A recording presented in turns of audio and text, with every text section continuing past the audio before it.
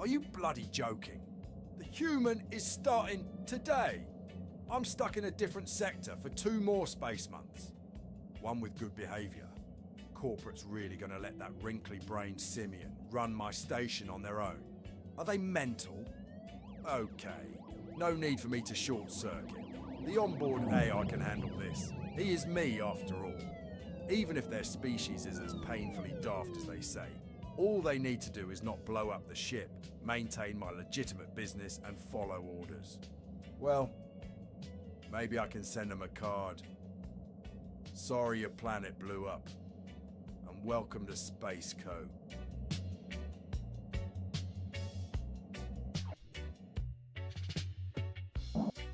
Well, alright. I guess you can man the pumps for now. Why don't you go ahead, look for the display controlling the radio. I imagine humans have radios, yeah? How about you switch it to a different channel or something? I hate this song. Meh. I don't like this one either. Whatever, I guess it's your decision. Anyways, your job is simple. See those gas pumps over there? Good. So listen, ships are gonna fly in.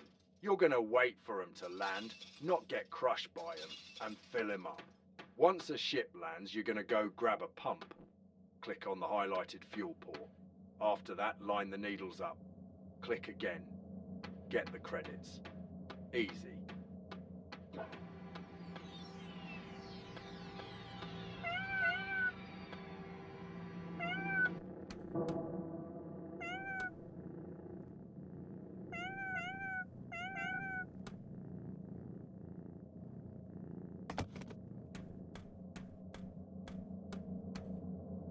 Alright, now wait. Don't click or stop until the needles are lined up. That's how we make the most credits. In case it wasn't clear, human, credits are what we're after. Okay. So, this was news to me, but apparently you were hired as interim manager. Figured you were just fit for handling gas, but corporate seems desperate to fill the last guy's position. It is what it is. Listen, management notices you've got the ability to push buttons, and that's the kind of explosive talent we need at this juncture. Why don't you head on over to the bridge? I'll unlock the doors for you.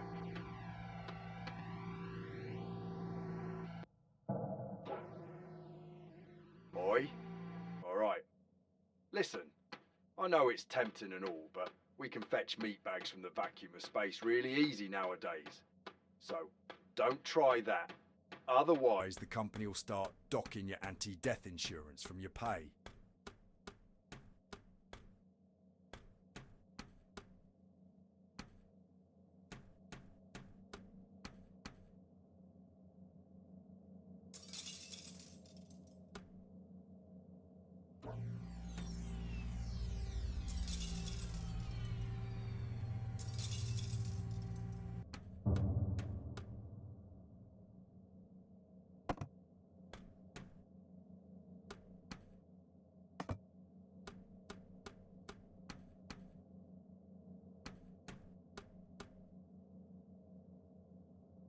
Well, this is a disaster waiting to happen.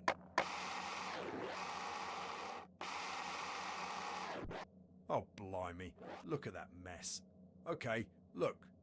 Before we can do anything here, we need to get this trash situation sorted out. Go on, look at the trash, click on it to put it in a bag. Pushing buttons and grabbing things. You're a natural. Okay, so, we can't keep this stuff stinking up the joint. We need to take this bag to the airlock. Open up your map and make your way there. I'll unlock the doors for you. Don't forget the bag.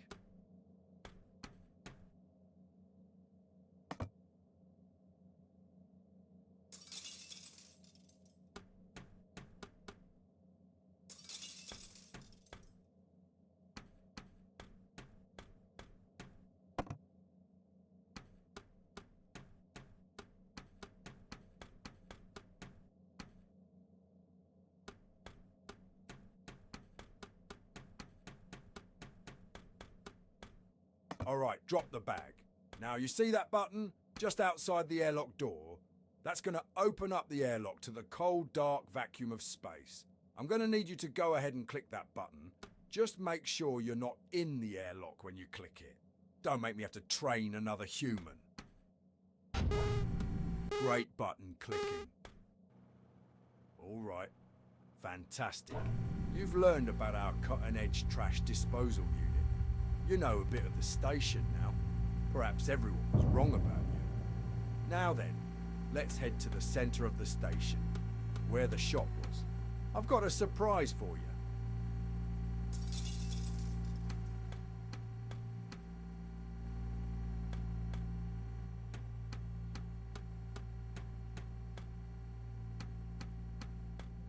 Here's the surprise. Now you've got 2 jobs. Gas attendant, shop attendant. You'll be doing it all.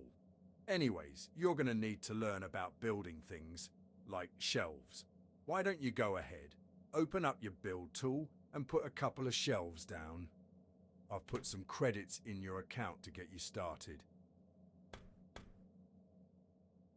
Fantastic. This is the fabricator.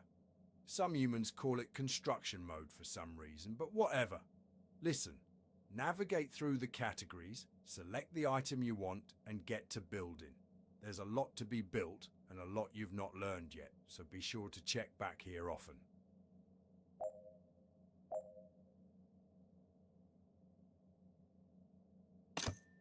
Fantastic.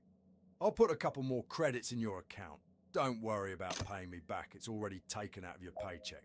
Now we need to get those shelves stocked. Head back to the bridge, find the computer with all the snacks for purchase, and order yourself some products for customers to buy.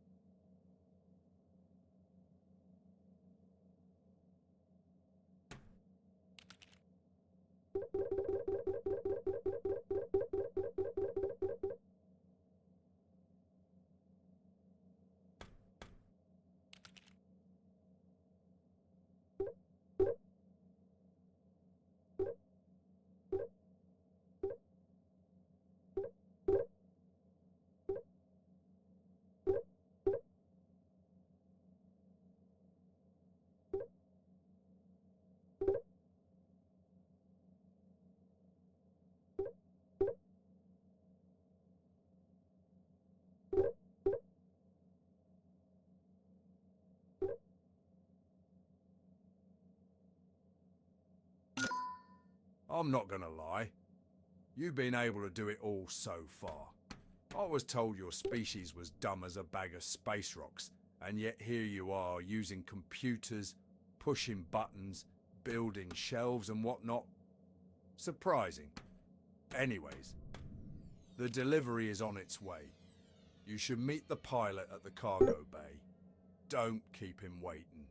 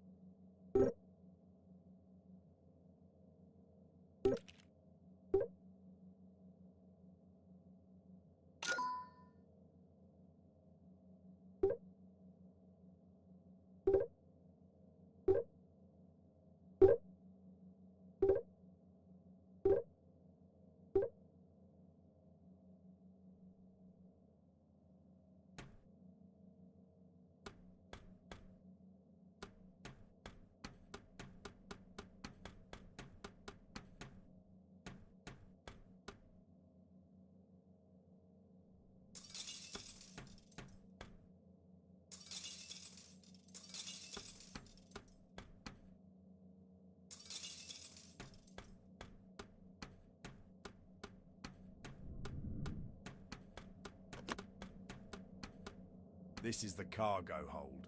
See the ship just outside? If not, it'll be here any moment. You can't miss it. Just walk up to it and interact with it to get the products you ordered.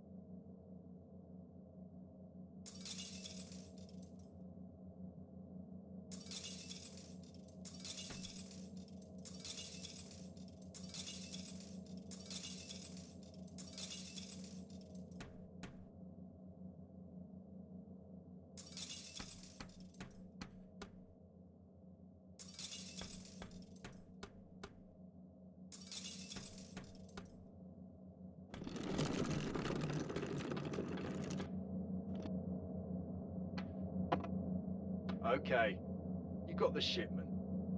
You can put it on the cart just over there. Or you can run it to the shop right away. Anyways, what I'm going to need you to do is grab that crate, walk it to those pretty little shelves you built, and start stocking them with products.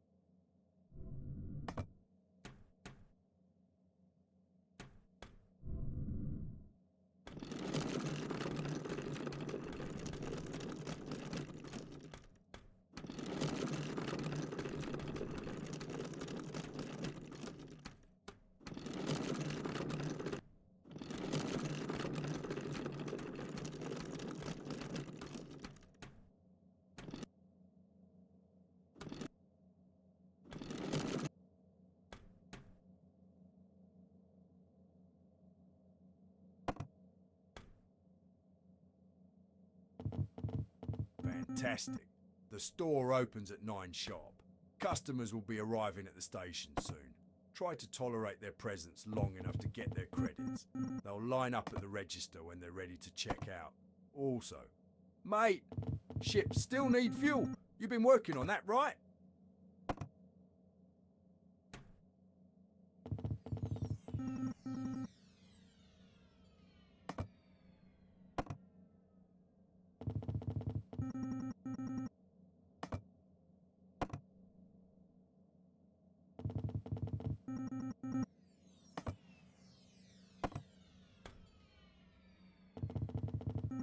The space store is officially open for business. Customers are starting to pour in now.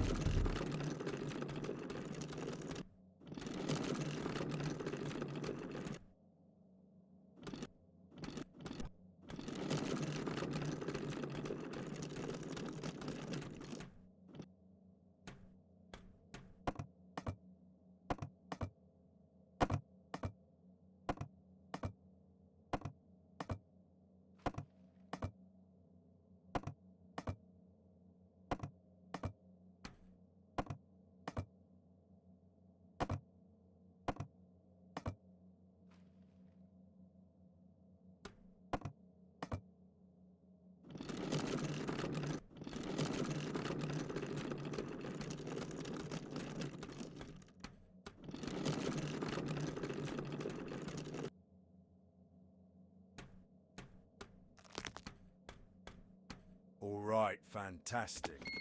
Look, customers could be a bit rough with their products. Grab them, scan them, and drop them in the bin.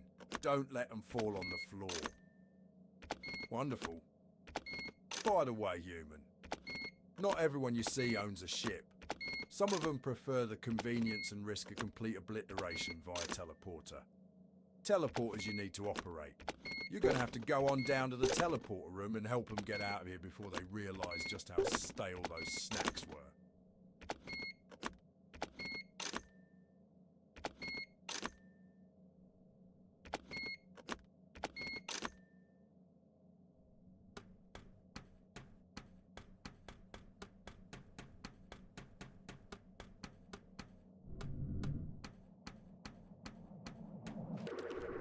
Now just keep the circle inside the other circle. Simple. Watch them leave. And make them pay us for the privilege. Don't screw this up. I don't have a... Alright, mate. Looks like you've got this more or less under control. Listen, I'm relying on you to keep things running. They said with good behaviour, I can be back at the helm in no time. The station is yours. I mean, you can't exactly leave, but at least now you're not stuck in the gas station. Oh, that reminds me.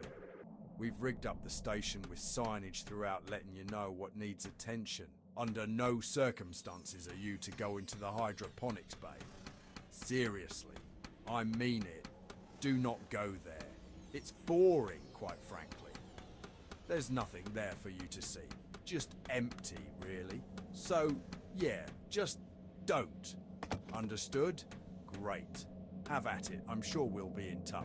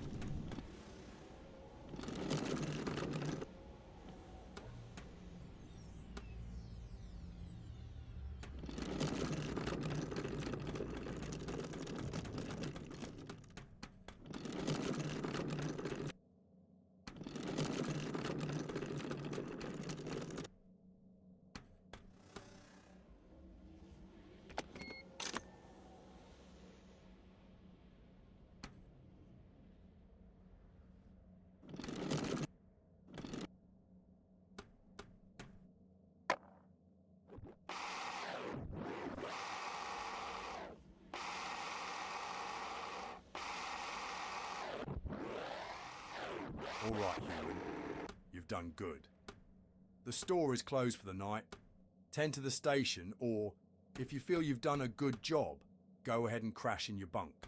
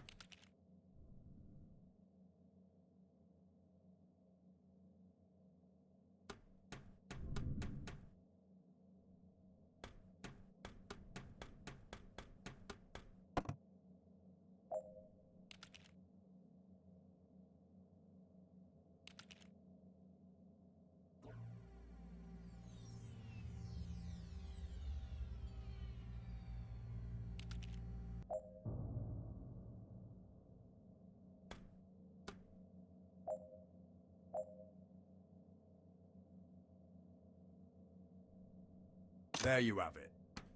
This fridge has the ability to do something remarkable. Keep cold things cold.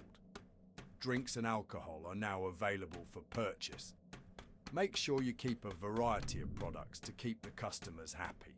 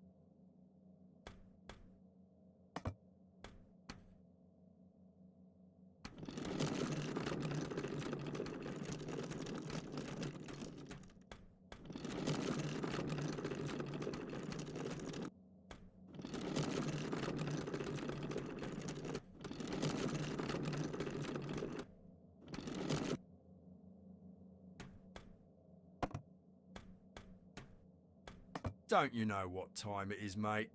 You're not nocturnal, are you? Why don't you try sleeping in the bunk we were so generous to set up for you?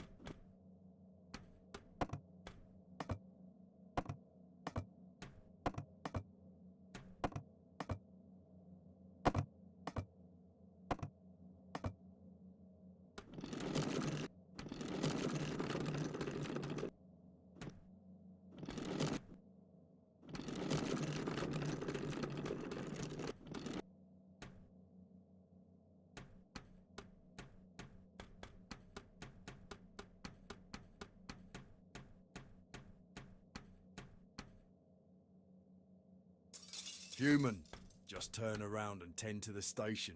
There's nothing in the hydroponics bay. It's empty and boring in there. Are you serious, mate? You're lucky I forgot to repair those turrets. Well, congratulations. You're officially an accomplice to my secondary business. Let's call it gardening.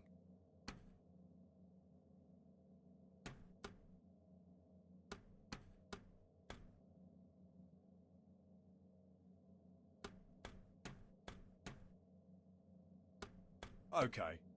In the corner you'll see we've got some seeds for you. Grab them, plant them on the crop beds there.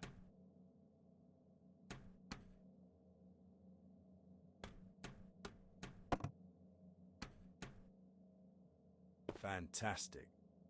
You see that watering can? The one in the corner? You're gonna need to grab that and water those crops you just seeded.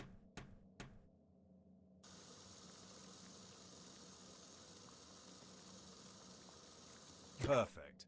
Now, you're gonna need to water them every day, so check back each morning until they're ready for harvest.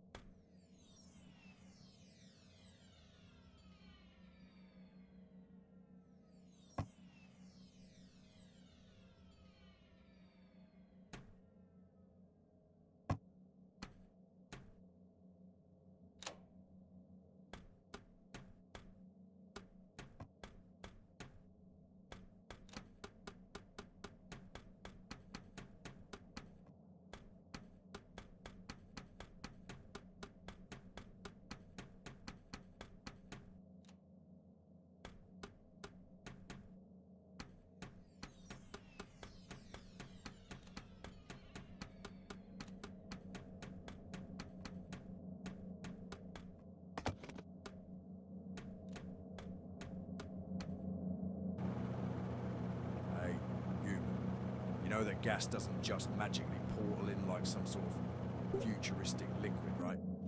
You're running low. Head to the computer and order some more. You know how to use those by now.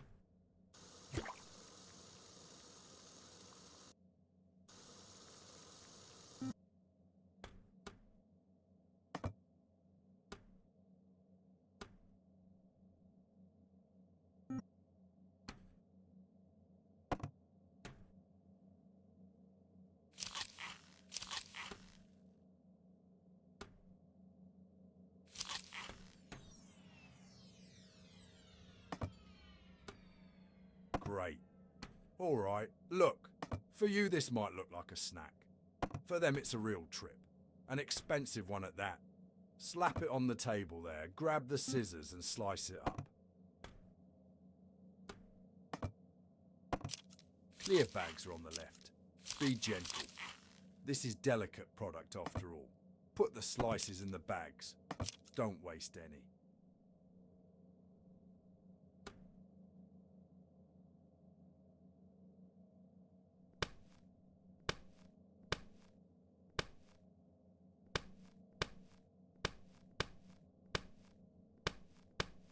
Okay, we can't be seen with this stuff. Obviously, you've got a big bag there to the right. Grab one and stuff those bag slices in it. Now, assuming it's night time, because there's no way you'd do this during the day, a ship should be waiting for you in the cargo bay. His lights are off. That's the guy. Give him the bag.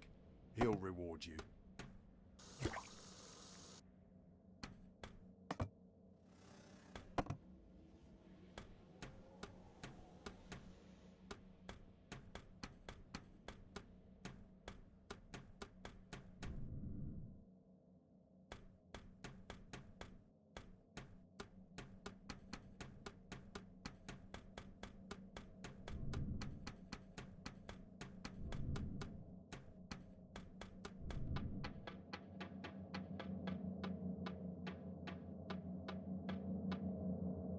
Good job. You're a proper accomplice now. You've got your share of the cut. This is just between us. My reputation's on the line here. I'd hate to have to use you as a scapegoat. I mean, I definitely would. But it'd be a real waste of free labour.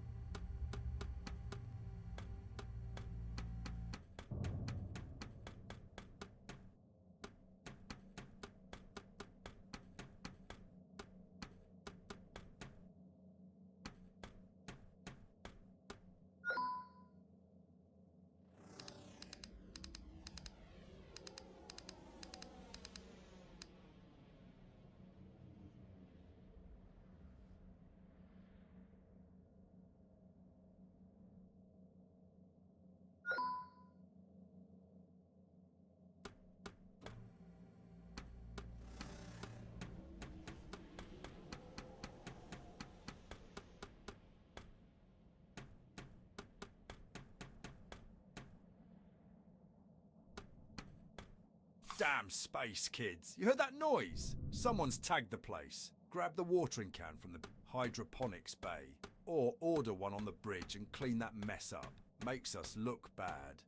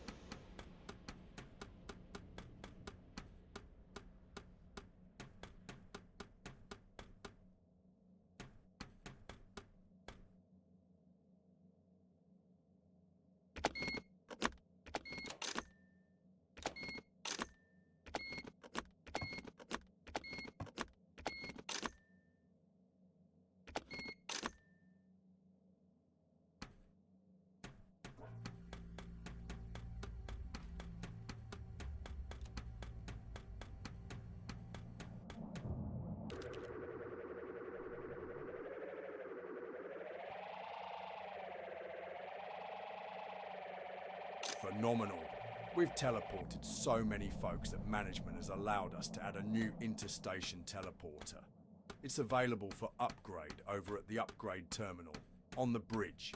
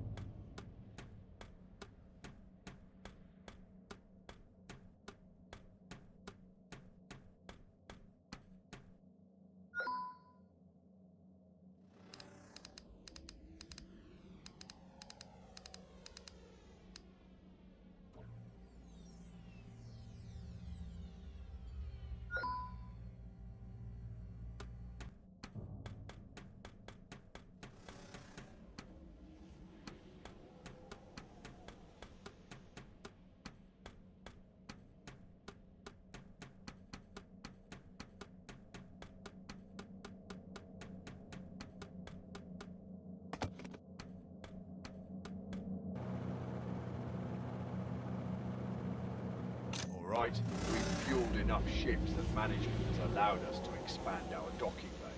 You can upgrade your refueling port now over at the upgrade computer on the bridge.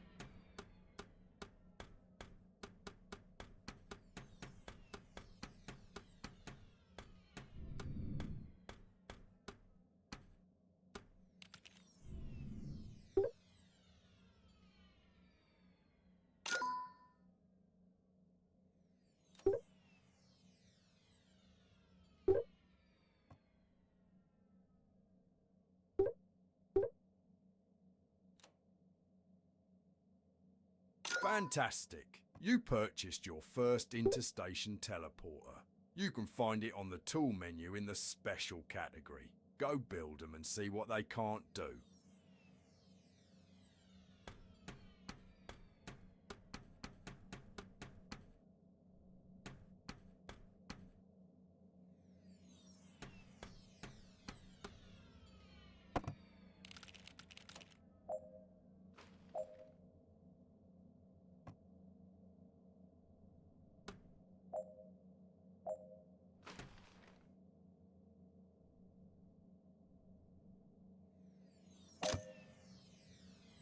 Fantastic. This teleporter will link to all other teleporters in the station. Use it to move around quickly. You should have at least one more teleporter you can build already. Give it a try.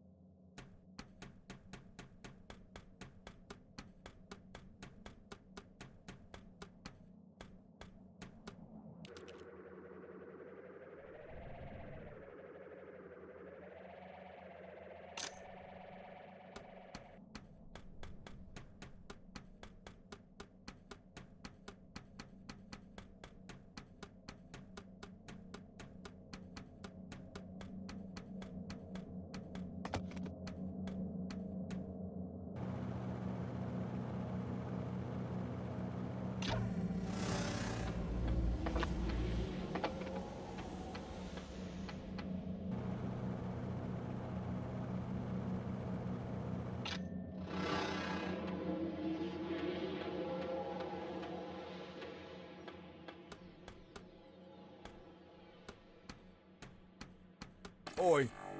Okay. Listen. I know I told you don't go to the hydroponics bay. This is an exception. Down by the plants, you'll find a circuit breaker. Go ahead, flip those breakers. We need to get the power back on ASAP.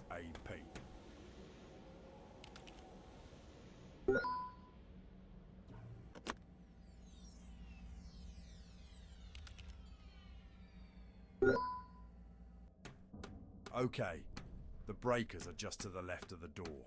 Green is on, red is off. Make sure you turn them on, and the lights will be back up in no time.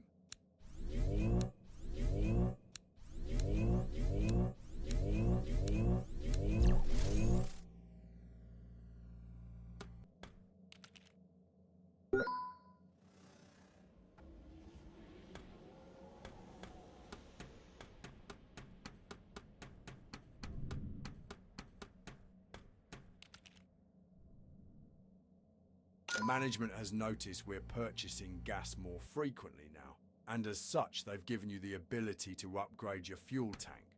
You can find the upgrade at the terminal on the bridge. That should help you focus on more important tasks, like making us more credits.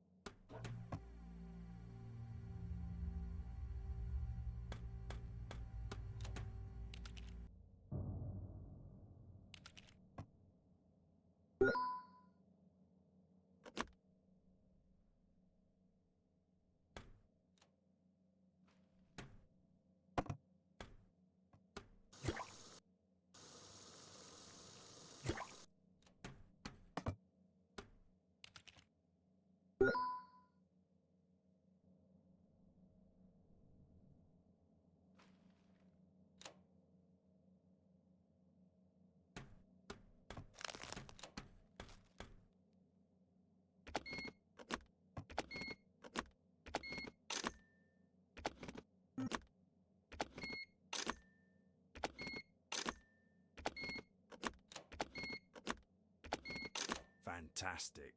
You've helped enough customers that you've unlocked the next level of store. You can purchase it at the upgrade computer over on the bridge.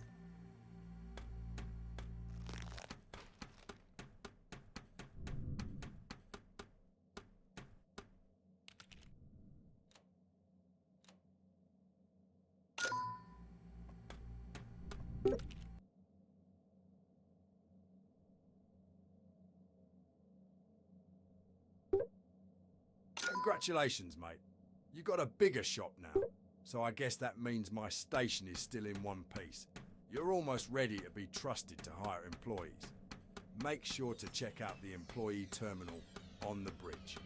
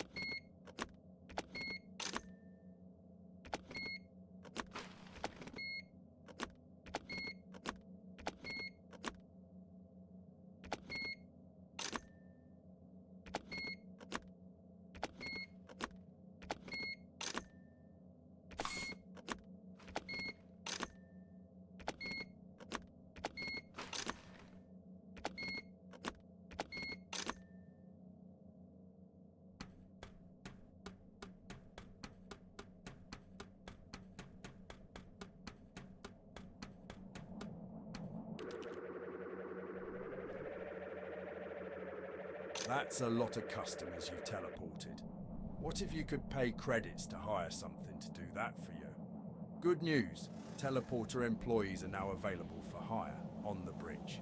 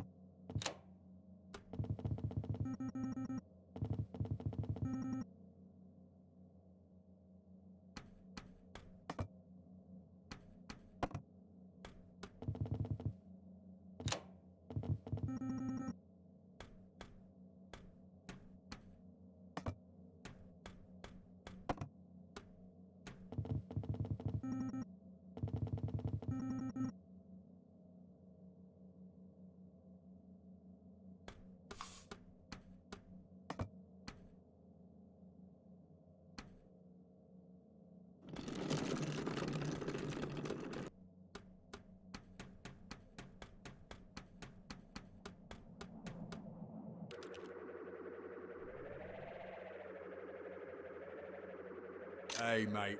Hope nothing's exploded yet. Look, you've unlocked the teleporter room upgrade. You can teleport more customers than ever before. Purchase it on the bridge.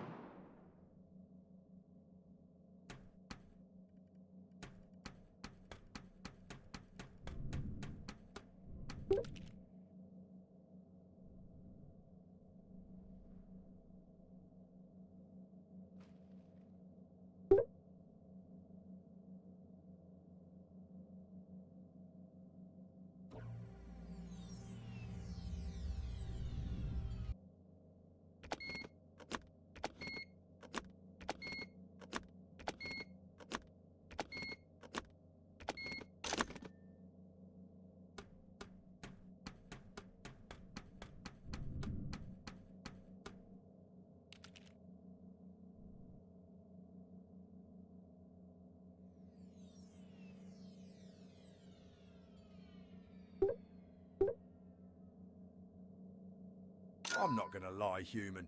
The space store is shaping up real well, and you've been checking out customers with only a few hundred complaints. You can hire a cashier now. Why don't you go check out the employee terminal on the bridge?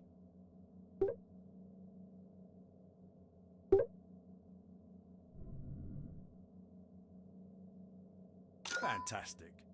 You won't regret this. A speakeasy on a space station is like hair on a dog. It's the natural evolution. Down by the plants. In the hydroponics bay, you'll find the speakeasy. It's sort of an after-hours gig, yeah?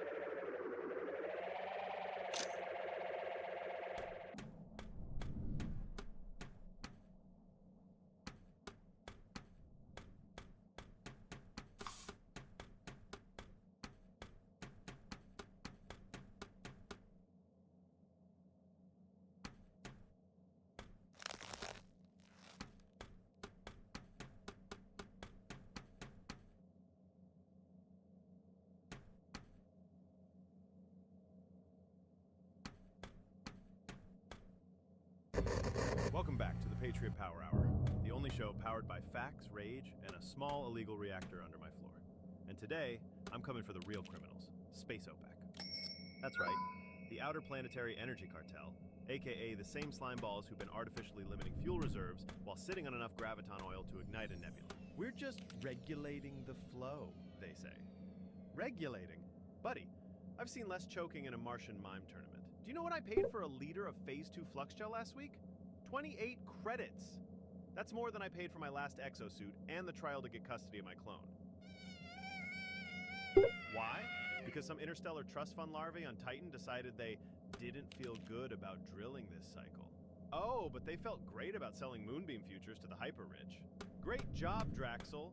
Now I can't even warm up my protein slop without bartering a kidney. You know who's letting this happen? The Galactic Federation, of course. They say, oh, we're switching to renewable zero-point energy. Yeah? Try using zero-point to run a freighter full of angry Martians with demanding protein schedules. I'll wait. Spoiler, you can't. You ever try to bribe a port authority with good vibes? No. You need fuel, you need credits, and Space OPEC is hoarding both. And let me ask you this. Where's the fuel actually going? I've got reports, leaked from inside a gas giant, that suggest Space OPEC is storing flux reserves in privately owned wormholes. You heard me. They're using wormhole vaults. That's like hiding your piggy bank inside a black hole and telling your grandma it's for emergencies. Next time on Galactic Patriot Hour.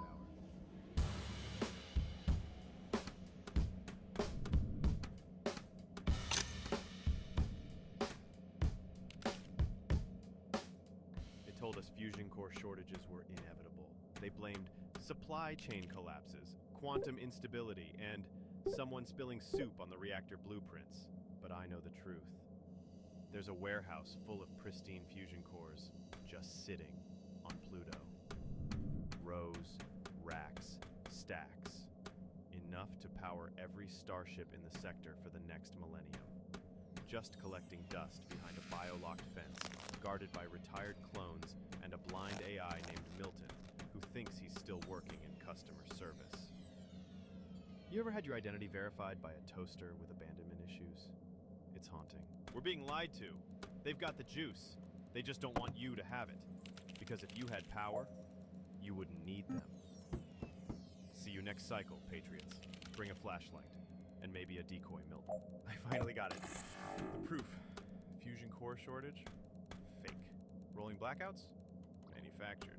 Cosmic supply drought? More like cosmic BS. Serious. I've got coordinates. I've got a retirement clone registry password stolen from a malfunctioning toaster at a lunar flea market, and I'm gonna hack it right now. Okay. Logging into the Unified Clone Leisure database. Login, not a threat, _42. Password, fast, let me in, 123. Access granted. I'm in. Oh, stars. Look at this. Clone 77. Orbital Sergeant Blackout. Station on Pluto. Storage Unit 8. Guard duty. Fuel stabilization oversight. Fusion core babysitter. Clone 12K. Still clocked in. Says he hasn't taken a break since 2364. Thinks he's still on shift. They never told him to clock out. Hold on. I'm pinging the facility's AI. Direct uplink to Milton Unit Prime, the janitor AI that's been watching over the core since the war. Hello, this is Milton. I see nothing. I feel neglected. I have 14,291 fusion cores under my supervision. Please do not steal them. I get very anxious. He knows. He just confessed. 14,000 cores, folks. Confirmed. Also, please don't tell the clones. They are very lonely. One keeps drawing eyebrows on the walls. The eyebrows thing? That's haunting. But we can't let emotion cloud the mission. These cores must be liberated. Alright, line 5. Are you seeing what I'm seeing? Helix! My uncle's a retirement clone from the same unit. He told me he once saw the cores but thought they were just training props. Props? They're fully active fusion bombs, and the Federation's just letting them collect dust? He said if anyone asks, they're told it's a morale test. So let me get this straight. 14,000 fusion cores, guarded by burnout soldiers and an AI with trust issues, and the official policy is vibe check? We could be fueling cities, fleets, dreams, but instead we're rationing flashlight time and paying premium for knockoff solar batteries that go limp in the rain. They're hoarding power. They're hiding the truth. I just found the key. Milton blinked first. That's the taste of Uncle Slog's meatia muffins. Lovingly mashed, blended, and thermally shocked for maximum protein compliance. It's not meat, but it's meat. Product not verified to contain meat. Do not expose to Starlight or Atlantic bins. May cause spontaneous loyalty to the taste. This episode of the Helix Jones broadcast is brought to you by Astro Chips. Now in supernova salt and void vinegar. Crunch into the cosmos with confidence.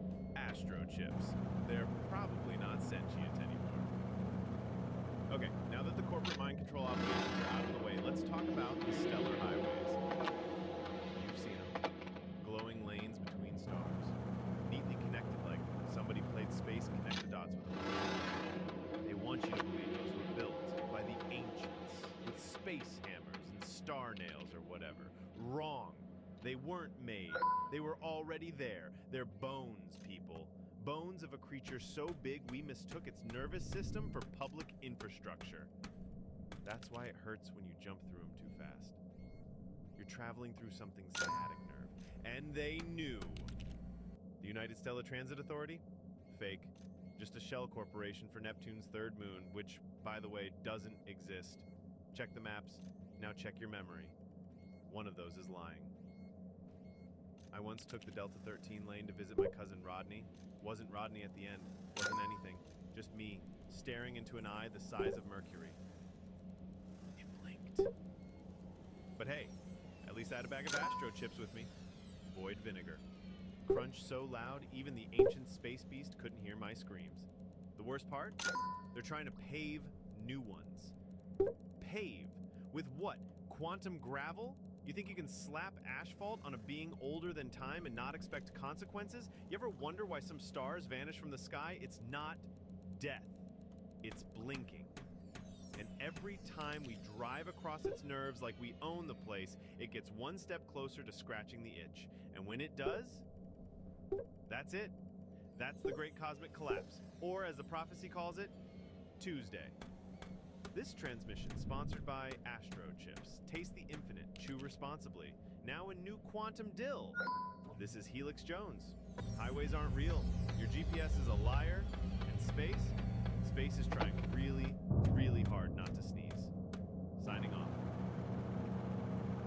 Tonight's broadcast of the Helix Jones Show is brought to you by Planet Puffs, the only snack that survived the end of the world.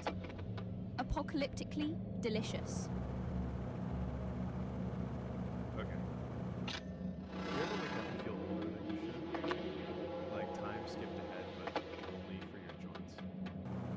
Like your knees got a decade older, but your driver's license stayed the same. It's not aging. It's the birds. Not Earth birds. Those are gone. They exploded with the rest of the atmosphere. I'm talking about space birds. Temporal carrion. They fly between moments. Glide across timelines like oil on zero-gravity soup. You ever walk through a derelict corridor and feel a breeze, even though the station's sealed? That's a wing beat. You just got aged. They don't peck your flesh. They peck your timeline. Take a year here, a month there. Just enough that you'll blame stress or cosmic radiation. But it's them. Always them. I had a friend, Kip, turned 30 3 times in 1 week. Last time I saw him, he was 84, and he'd only been on that mining rig for a weekend. He kept yelling about feathers in the ductwork. Nobody listened. Now he is dust, and the birds, they molt in silence. And you know what the Terran Remnant Authority did? Nothing. They said, birds aren't real, Helix. Then why did one wink at me through a telescope? Why did it steal my middle school memories? I don't even know what my favorite crayon was anymore. It was Dragon Blaze.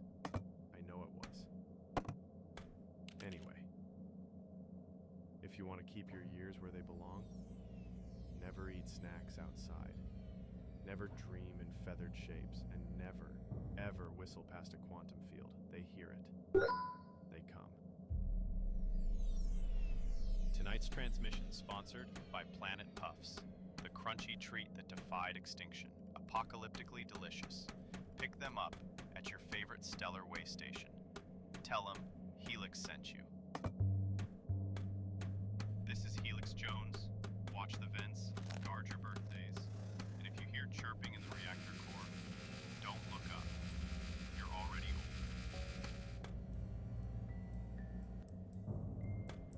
Welcome back to Alien Airwaves. I'm Helix Jones, your host, your guide, and your interdimensional liability risk, broadcasting from a retrofitted escape pod powered entirely by spite and expired snack bars. Tonight, Jupiter, the fifth planet, the Great Gas Con. You've been told it's just weather, big ol' stormy boy, a planetary kale smoothie, but that's what they want you to think, because Jupiter is being cloud seeded, not by any public agency, not from any station I know of. It's the Jovian Weather Syndicate. And what are they seeding it with? Microscopic ferrets. Ferret mist suspended in ionized hydrogen, designed to agitate storm bands and trigger gravity harmonics. Why? So the storms sing. Sing in code, subliminal tones detectable only by sleeper agents buried in Europa's ice shelf. And when that harmonic code completes, the Great Red Spot, yeah, that eternal storm, it opens. Because it's not a storm, it's a door. A swirling, resonating, hexagonal gate to what pre-collapsed Martian cults once called the moist beyond. And you think that's a joke? I wish it was a joke. I lost a cousin to it. He touched the wrong cloud and started speaking in Saturnian cursive. The mainstream won't touch this. Oh no. According to the network news feeds, natural gas bands, high pressure zones, definitely not weaponized rainbows. Please.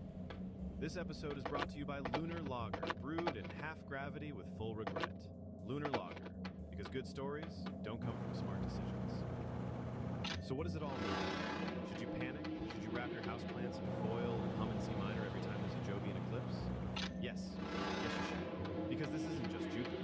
It's a test run. Saturn's next. And when those rings start vibrating, that's the ignition tone.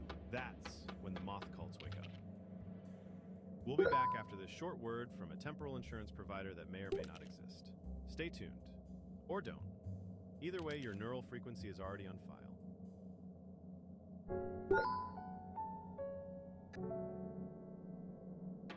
Welcome back, signal drifters. You've tuned into Alien Airwaves, the broadcast banned on 17 moons and flagged as culturally corrosive by at least one sentient gas. I'm Helix Jones, still broadcasting, still ignored, still correct. Tonight's topic, the stars are talking. Not metaphorically, not poetically, literally. They're talking to each other across parsecs, across time. And some of them are talking about us. This isn't speculation. This isn't some random math I drew on my thigh during a gravity blackout. This is spectral data. I intercepted it myself using a phased-out ham radio built from a toaster, a fossil, and a retired ambassador's jawbone. Turns out, when you slow stellar pulses way down, they form patterns. Rhythms. Not natural rhythms, conversational ones. Binary bursts layered with harmonic carriers, star-to-star messaging. And guess what? Most of it's gibberish, solar small talk. Core temperature today is 14 million, blah blah. But once every cycle, there's a name, a reference, a whisper that matches known species. One I picked up last week, Delta-born bipedal combustion apes. That's us. Or something like us. Probably more competent, still flammable. But it gets worse. Some stars go silent when others pulse, like they're waiting, like they're listening, like a meeting where you're not on the invite list, but they're still talking about your weird smell. The astro excuse makers will say, oh, Helix, that's just magnetosphere drift, or it's neutrino leakage. Neutrinos don't form sentence structure, Clive. So what are they saying? Warnings, gossip, a Yelp review of our system? We don't know. But we do know this. Stars don't go supernova to die. They do it to shut up. We'll be back after these messages from a protein bar company that sued a planet. Don't touch that dial, unless it asks you to. Then definitely touch it. Welcome back to Alien Airwaves. I'm your host, Helix Jones, currently transmitting from a vending machine that achieves sentience mid-lawsuit. Tonight's headline, a protein bar company sued an entire planet, and somehow won. The company? Munchcore Industries, makers of the infamous Fission Fudge Bar, the only snack bar banned on 5 moons for causing spontaneous emotional episodes in minors. The planet? Travelux 7, population mostly moss. Allegedly sentient, home to 2 things, mineral-rich fog, and a marketing blunder that cost Munchcore billions. See, Travelux 7's atmosphere naturally produces aerobic amino chains, floating protein clusters that the locals inhale. It's free protein just hanging in the clouds. Delicious. Problem is, it tasted identical to the Fission Fudge Bar. Like, legally identical. So, Munchcore sued them, the entire planet, on grounds of unauthorized flavor infringement. I'm not making this up. They hired a fleet of lawyers, landed them in sterilized drop pods, and served the planet a cease and desist via orbital skywriting. Guess how the planet responded? It exhaled a middle finger in cloud form. It rotated its stratosphere to spell bite me. So, Munchcore escalated. They filed with the Interstellar Intellectual Flavor Tribunal, and because Travelux 7 technically registered as a biosentient zone back in Cycle 91b, the case was heard in full, with closing arguments and tasting samples. The verdict? Guilty.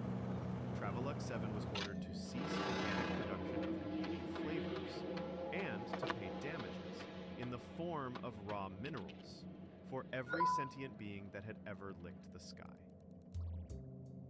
And that, friends, is the universe we live in. A planet born from dust and light, fine because it tasted like a snack bar. Next time someone tells you corporations don't run the galaxy, show them the docket. Tonight's broadcast is brought to you by Galactic Granola, now with 64% more flavor units. For those brave enough to chew in zero-G and dumb enough to challenge trademark law.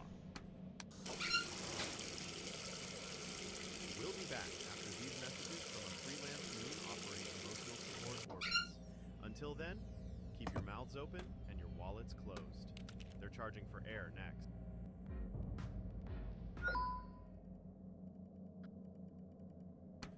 Signal freaks and orbital outcasts, tune your receptors wide. I'm Helix Jones, currently broadcasting from inside a magnetic anomaly shaped exactly like my childhood fear of commitment. Tonight's truth bomb? Comets. You think they're just icy dirt balls with trust issues? Wrong. They're interstellar courier drones. And they're not just passing by. They're delivering messages. It's spewing quantum-encoded memory shards at every planet they pass, like cosmic spam. And you don't even have a junk filter. Let me ask you something. Why do they always aim for the sun, loop around, then bail? That's not gravity. That's protocol. They slingshot to receive a pulse, an update, a celestial download from the big glowing router in the sky. And the worst part? We've tried to intercept. Decades ago, a deep space probe caught 3.2 nanoseconds of tail debris. Guess what was in it? Instructions for a machine we haven't built yet, in a language we shouldn't understand, but did. We translated 6 words before the probe melted. This is not for you. Stop looking. Of course, the mainstream reaction was predictable. Comets are natural, they said. Space is random, they said. Buddy, your haircut is random. This is scheduled delivery. Tonight's broadcast is brought to you by Cosmic Just a Cola, heads now up. with extra Corporate's fizz, giving you the bursting with go-ahead to hire a ion-charged fuel refreshment employee. and banned in 3 Go and gravity check wells. out the employee Cosmic computer Cola on the when your bridge. thirst is planetary. So what happens if one of these couriers drops its payload here? What if it already has? I've seen the charts. I've mapped the trails. Comets are forming words, letters across the void, and one of them spells run. We'll be back after a message from a sentient fog that sells insurance. Stay tuned, or don't. The comet already knows if you're listening. So, Cosmic Cola held a press event this morning, if you can call a holographic projection of their CEO blinking at random intervals a press event. They addressed the so-called particle recall. You know, the one where 700,000 customers across the spiral arm suddenly couldn't remember the color of their own walls, or their own birthdays, or how many times they've bought Cosmic Cola this year. According to the CEO, who I won't name because they've legally trademarked their own face, the recall is due to what they're calling a quantum flavor entanglement anomaly. They say the fizz got too excited. They say the bubbles may have temporarily interfered with mnemonic anchoring. Mnemonic anchoring. Translation? It's eating your memories. You drink the fizz, and somewhere deep in your brain, a file gets wiped. Maybe a birthday, maybe a password, maybe how to pronounce your own name when you're nervous, but they don't delete everything. No, they're careful. You still remember the taste. You remember the refreshment. You remember needing more, because that's the goal. Memory theft isn't about what they take, it's about what they leave behind. A vacuum, a gap, a craving.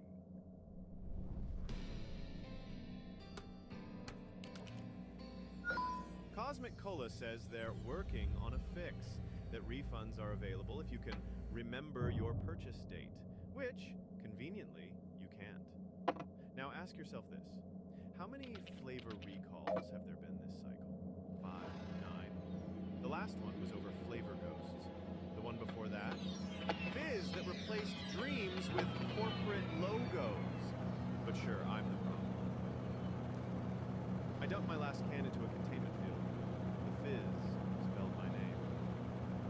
I will be broadcasting the truth all stellar year. They can only try to stop us. Until then, don't drink anything that fizzes louder than your throat. They say Earth was destroyed in an accident.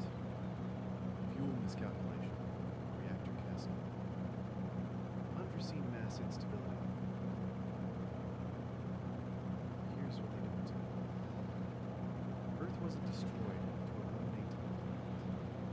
It was destroyed to create Enter Space Corp. Friendly name, big promises, smiling mascots with just enough teeth. The same company that generously offered to relocate the survivors. The same company that immediately put those survivors to work. See, it's not just about rebuilding. It's about replacing. Because interstellar labor has been getting expensive. The workers unionized, started asking questions, started winning rights. I'm talking about the space bears of Quadrant 4B. A proud, resilient species, built like gravity tanks, tough enough to survive solar flares, smart enough to negotiate fair contracts. Space Corp didn't like that. They didn't like labor demands. They didn't like losing profits to species with dignity.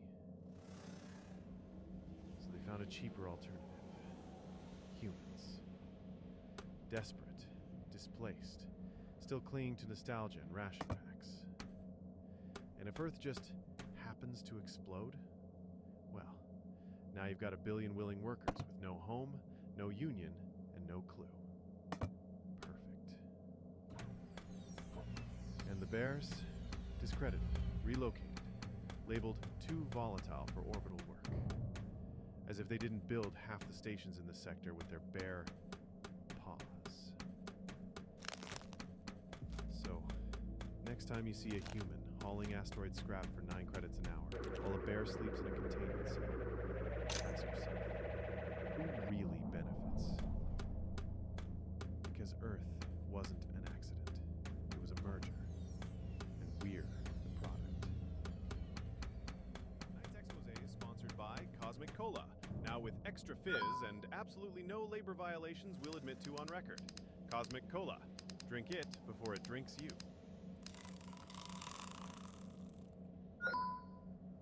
We'll be back after these messages from a species of moss that recently filed for diplomatic recognition. Don't change the frequency. Space Corp is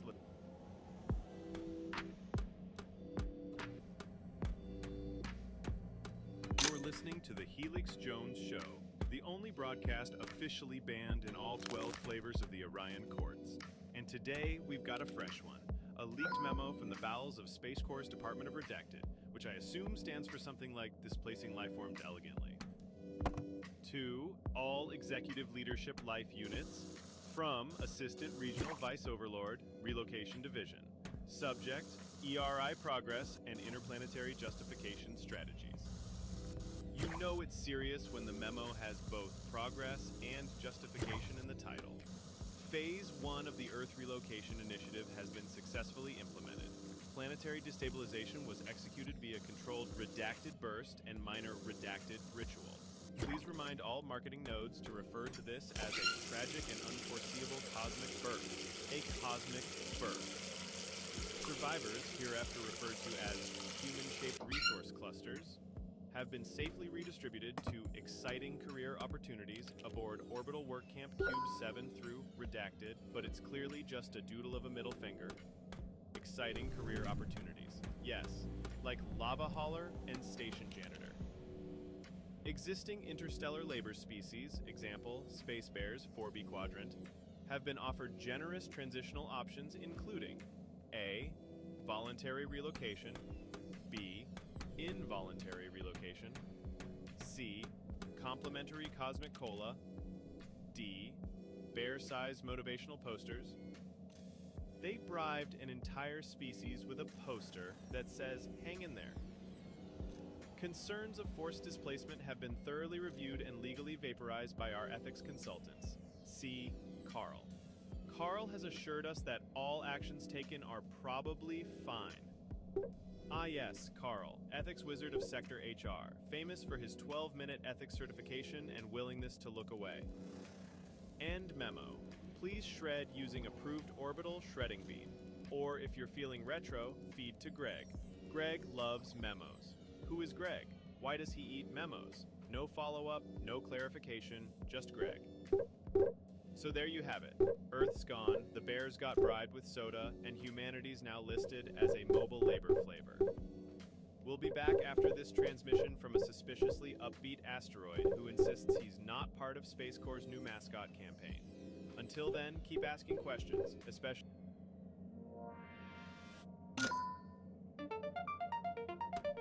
Freaks, cargo creeps, and vending machine whisperers. This is the Helix Jones Show coming to you live from inside a forgotten vending shaft under Mars IKEA 3. And tonight we bring you a tragic, inspirational, and legally confusing tale of the motivational poster that started a riot. It happened inside the main atrium of Nebula Nuts. You know, the snack company whose slogan is literally insane. Yes, it's on the backs, in glow-in-the-dark font, no context. So there it was, right inside their headquarters lobby, a poster, big, bold, sparkling. It said, "You're not trapped here, unless you are," in Comic Sans, with a smiling asteroid giving a thumbs up. And for a while, it worked. Morale improved. Workplace injuries plateaued. Someone even stopped crying during lunch. But then the poster spoke. At exactly 2:33 p.m. station time, the poster vibrated, pulsed, and in a voice described by witnesses as a sexy fax machine, it whispered, "You could do better elsewhere." Flat. 4 interns quit on the spot. 1 employee dug a tunnel with her stapler, and the custodian, he launched himself into low orbit wearing only a hazmat bag and faith. Nebula Nuts claimed it was a motivational holographic upgrade pilot, but they also tried to fire the poster, filed paperwork, held a performance review. The poster requested time off, was denied, and then it printed its own severance package on toast. Since then, the poster's been missing. Rumors say it now lives inside a smart fridge on Deck 17, motivating frozen peas to unionize. Tonight's incident is sponsored by Astro Almonds. They're barely poisonous. Fuel your day with just enough paranoia to question your mouth. Astro almonds, legally distinct from pain. So, what's the lesson here? Don't underestimate corporate decor. Don't trust nuts that scream. And never accept life coaching from a poster with teeth. We'll be back after this ad from a floating orb named Carl who teaches emotional math. Stay weird, stay crunchy, and whatever you do, don't blink at motivational.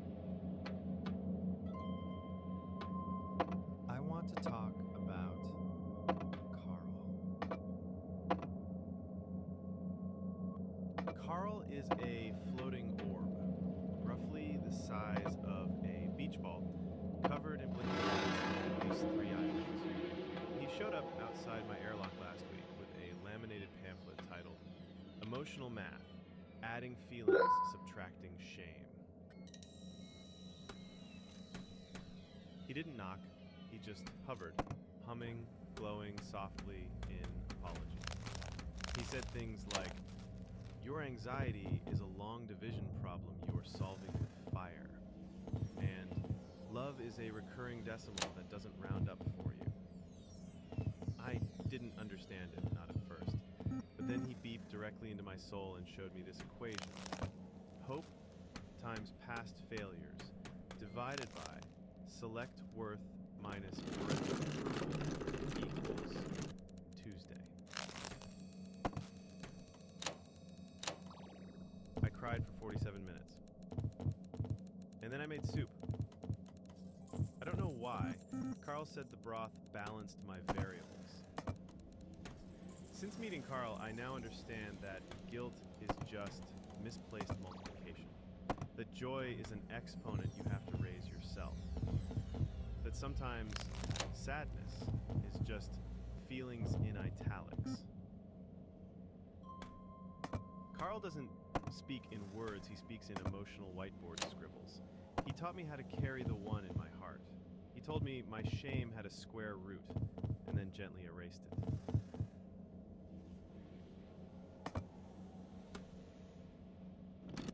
He left the next morning. No goodbyes, just a sticky note that said, "You're worth more than your son." It was signed Carl, and also smelled faintly of nutmeg and unresolved trauma. If you see Carl, don't run.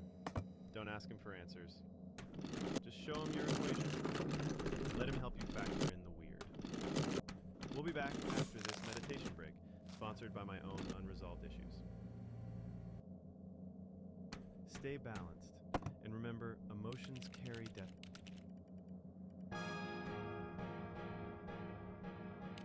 Okay, let me make one thing real clear before we get into today's broadcast. I am not a hippie. I don't own a crystal. I don't compost. I don't cleanse anything but hard drives. I haven't hugged a tree since that one tried to recruit me into a pyramid scheme. I say this because apparently some of you out there, specifically Clint on Gamma 4, have been calling me just another vibes guy. Let me tell you something, Clint. Vibes don't install orbital thought-reading satellites, because that's what's happening right now. Above every station in Sector 32B, the Federation has deployed a ring of weather tracking satellites. Only problem?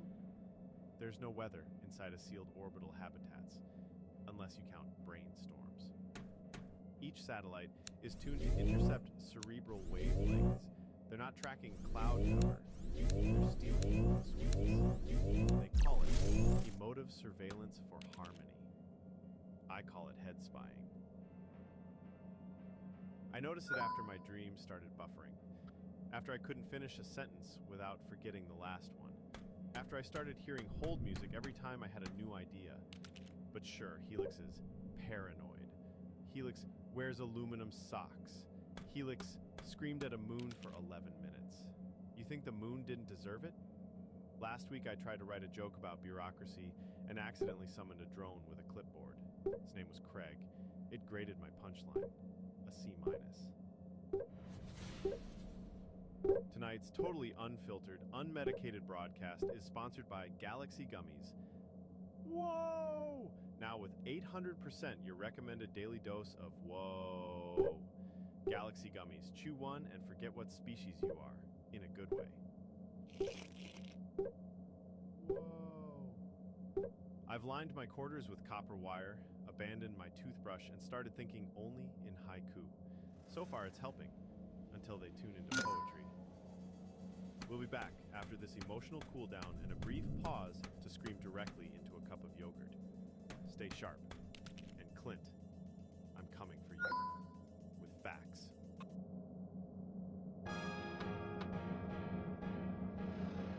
Okay, let me one thing before we get into today's broadcast. I am not a hippie. I don't own a crystal. I don't compost. I don't cleanse anything but hard drives. I haven't hugged a tree since that one tried to recruit me into a pyramid scheme. I say this because apparently some of you out there, specifically Clint on Gamma 4, have been calling me just another vibes guy. Let me tell you something, Clint. Vibes don't install orbital thought-reading satellites, because that's what's happening right now. Above every station in Sector 32B, the Federation has deployed a ring of weather-tracking satellites. Only problem? There's no weather inside of sealed orbital habitats, unless you count brainstorms. Each satellite is tuned to intercept cerebral wavelengths. They're not tracking cloud cover, they're stealing mood swings. They call it emotive surveillance for harmony. I call it head spying. I noticed it after my dream started buffering. After I couldn't finish a sentence without forgetting the last one. After I started hearing hold music every time I had a new idea. But sure, Helix is paranoid. Helix wears aluminum socks. Helix screamed at a moon for 11 minutes. You think the moon didn't deserve it? Last week I tried to write a joke about bureaucracy and accidentally summoned a drone with a clipboard. His name was Craig. It graded my punchline.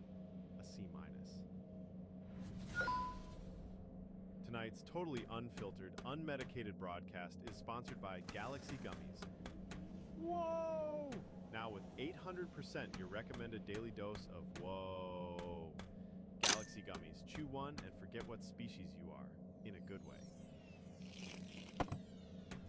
Whoa. I've lined my quarters with copper wire, abandoned my toothbrush, and started thinking only in haiku. So far it's helping, until they tune into poetry. We'll be back after this emotional cool down and a brief pause to scream directly into a cup of yogurt. Stay sharp.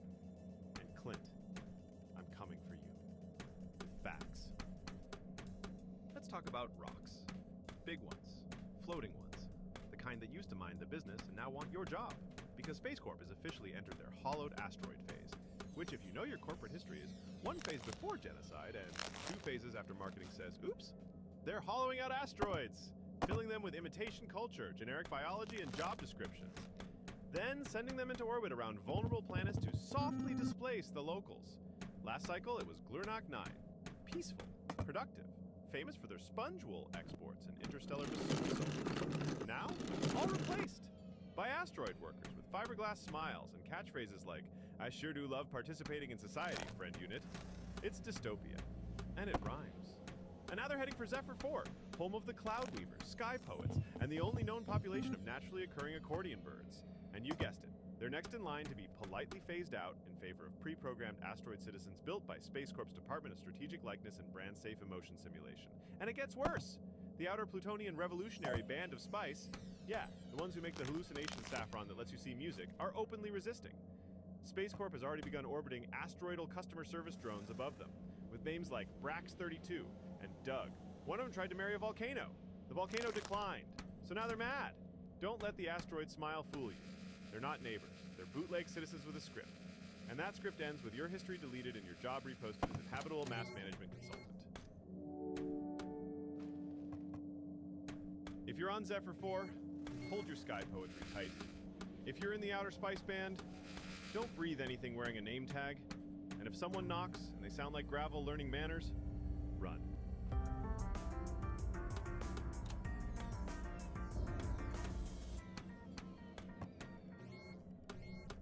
talk about Venus. Hot. Heavy. Allegedly uninhabitable. But that's just what they want you to think. See, Venus used to be alive. Thick atmosphere? Sure, but rich in nutrients. Balanced pressure. And then came the cloud seeding. Same tech they tested on Jupiter. Only this time, they didn't use it to whisper storms, they used it to erase evidence. Because Venus was habitable, still is, if you know where to land. And guess who moved in? The Galactic Illuminati. Yeah, those guys. They took the whole planet, rebranded it as inaccessible, told us it was too hot, too acidic, not even fun at parties.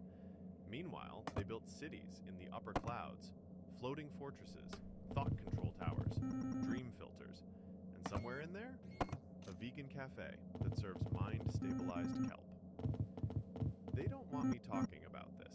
Every time I broadcast, they try to fog the signal, replace my feed with cat videos and mid-tier galactic jazz. But I keep going. Not because I'm brave, because of the space patriots out there like you.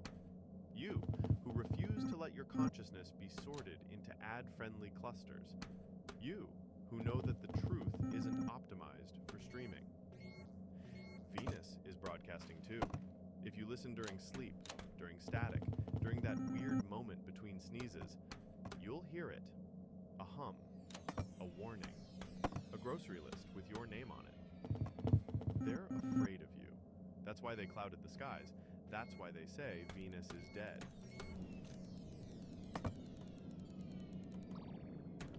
We'll be back, signal will. Until then, trust no forecast, dodge all kelp, and never stop listening between. Hi, welcome. You're listening to the Helix Jones Show. Or at least, you were. If this reaches you, congrats. You're still on the frequency they haven't scrubbed yet. Because Space Corp is suing me. Yeah. Officially, the charge is severe disruption of human morale. Apparently, I've been saying things that make the workforce sad. What a myth. Human morale? Please. That's as real as the Martians flying in a straight line. Oh, so because this funk should good for me raving. They can't. It's the antlers. No balance, no aerodynamics, constant left turns. You ever try forming a phalanx with creatures that headbutt their own shadows? I have, once. Never again. But anyway, back to the lawsuit.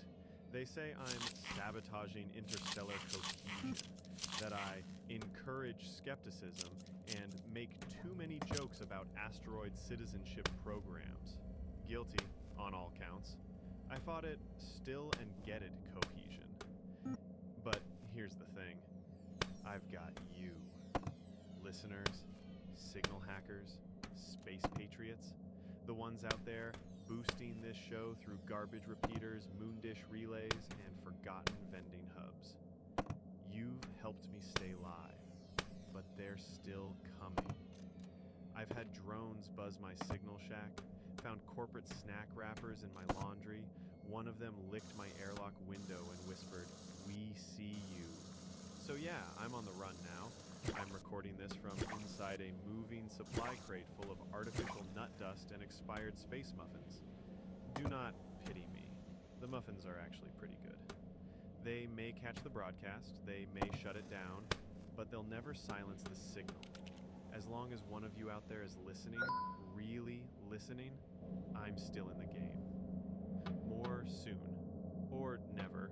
Depends how long this crate takes to hit terminal velocity. Until then, stay weird, stay wireless, and if someone knocks, ask if they have antler. So, I went undercover. Deep. Inside one of Space Corp's employee enrichment stations. One of millions. They say it's where humans relax, unwind, recharge. I say it's where dreams go to choke on the smell of recycled floor wax. Let me walk you through it. You step inside, and it's wall-to-wall Lucky Gorblash slot machines.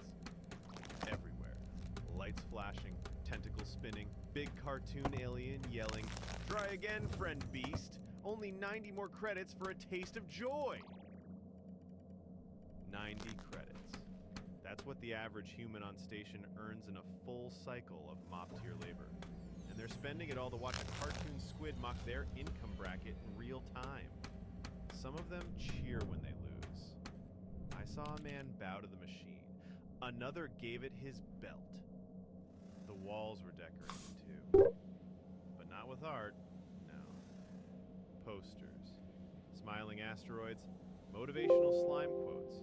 My personal favorite, sadness is just pre-happy, now get back to work. And at the center of it all, the warp attendant. A guy named Steve, whose job it is to enhance morale through guided teleportation. Only problem? Every time he tried to warp someone, he spawned a slime creature. At one point, I counted 6 slimes. Sentient, one was hungry, one wrote poetry, they were all sticky. No one did anything. Management just handed them a name badge and put them on shift. This is what Space Corp considers enrichment. Flashy lights, disposable wages, and the very real chance that your atoms get scrambled and wake up slimy. But I saw through it. I kept my badge, my hat, my cover story, lonely consultant, level 3. They never suspected a thing. Except one slime. He winked at me. I think he knew. We'll be back after I scrub this corporate stink off my jumpsuit. Until then, if your teleportation booth smells like mint and betrayal... So... I went undercover. Deep. Inside one of Space Corp's employee enrichment stations. One of millions. They say it's where humans relax, unwind, recharge. I say it's where dreams go to choke on the smell of recycled floormats. Let me walk you through it. You step inside, and it's wall-to-wall Lucky Gorblash slot machines. Everywhere. Lights flashing, tentacles spinning, big cartoon alien yelling, "Try again, friend beast! Only 90 more credits for a taste of joy!" 90 credits. That's what the average human on station earns in a full cycle of mop-tier labor. And they're spending it all to watch a cartoon squid mock their income bracket in real time. Some of them cheer when they lose. I saw a man bow to the machine. Another gave it his belt. The walls were decorated too. But not with art, no. Posters. Smiling asteroids, motivational slime quotes. My personal favorite, sadness is just pre-happy, now get back to work. And at the center of it all, the warp attendant. A guy named Steve, whose job it is to enhance morale through guided teleportation. Only problem? Every time he tried to warp someone, he spawned a slime creature. At one point, I counted 6 slimes. One was sentient, one was hungry, one wrote poetry, they were all sticky. No one did anything. Management just handed them a name badge and put them on shift. This is what Space Corp considers enrichment. Flashy lights, disposable wages, and the very real chance that your atoms get scrambled and wake up slimy. But I saw through it. I kept my badge, my hat, my cover story, lonely consultant, level 3. They never suspected a thing. Except one slime. He winked at me. I think he knew.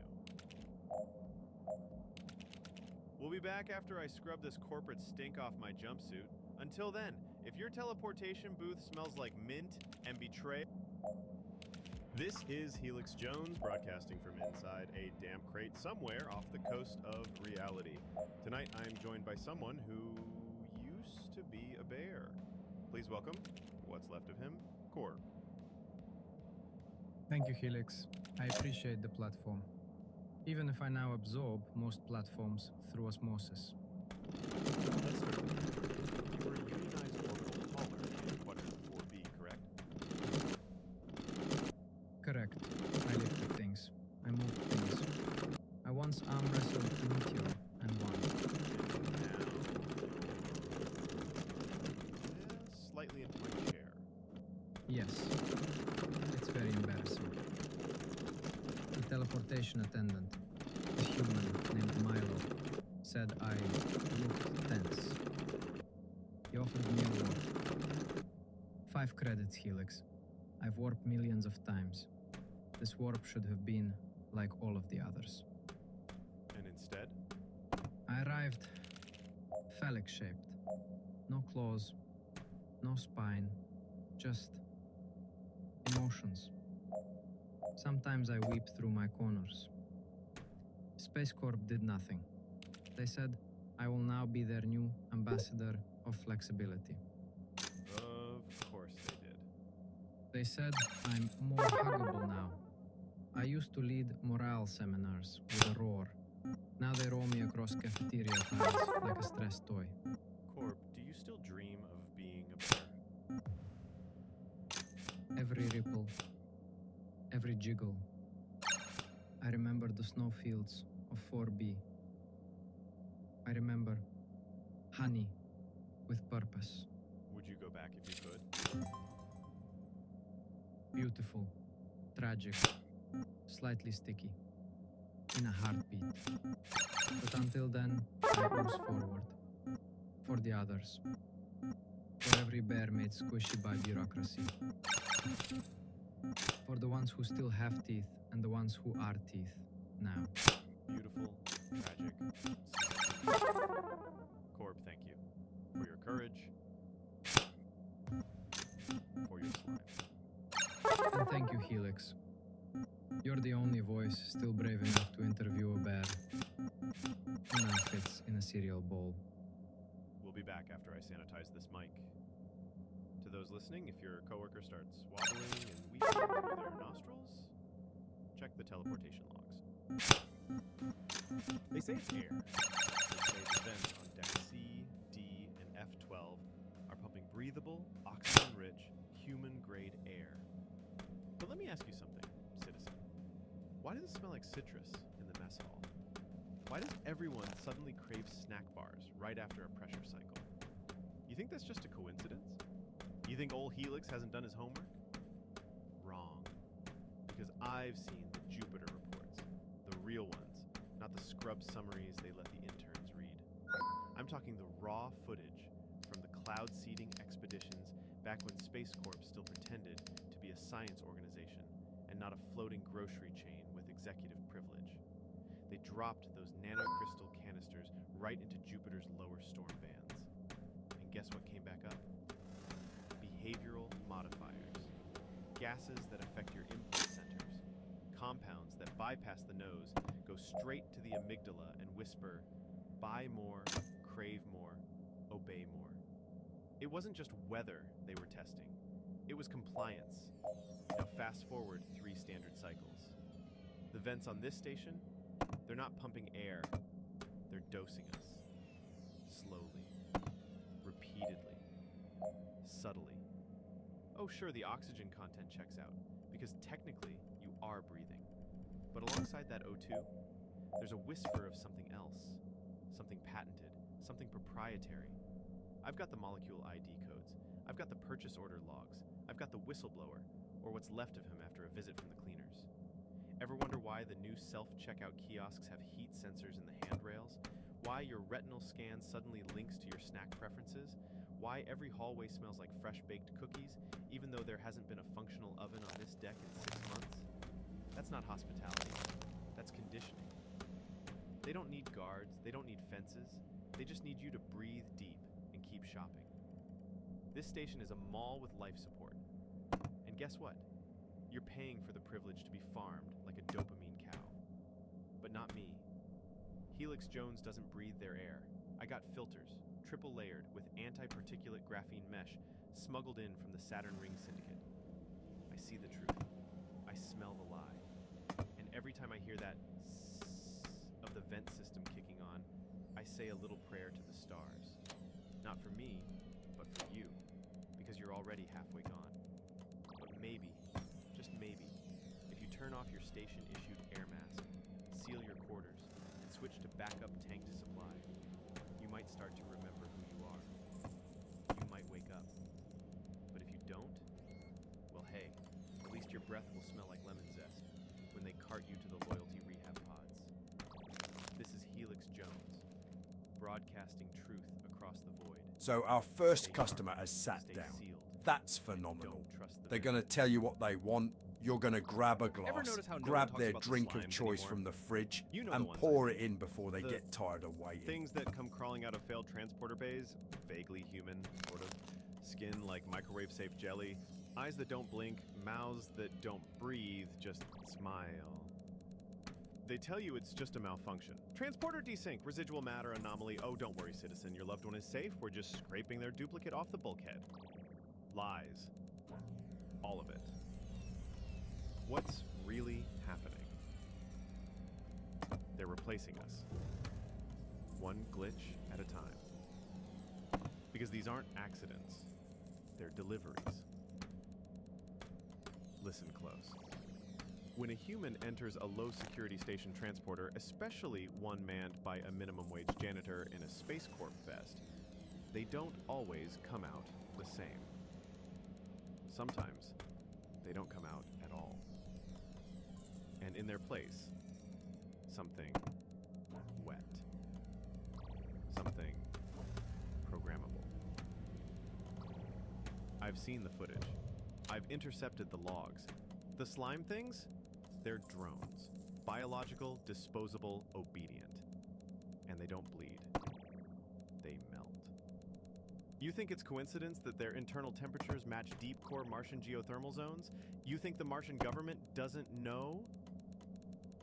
They built the first prototype. Don't forget, Mars didn't sign the Organic Rights Accords. They opted out. And ever since then, they've had carte blanche to test replacement tech on the rest of us. Slime drones don't eat. They absorb. They don't think. They transmit. Back to the deep star data lattice, to whoever's really pulling the strings. Galactic intelligence says, oh no, they're just transporter accidents. Then why are the slimes always smiling? Why do they all respond to the same two words?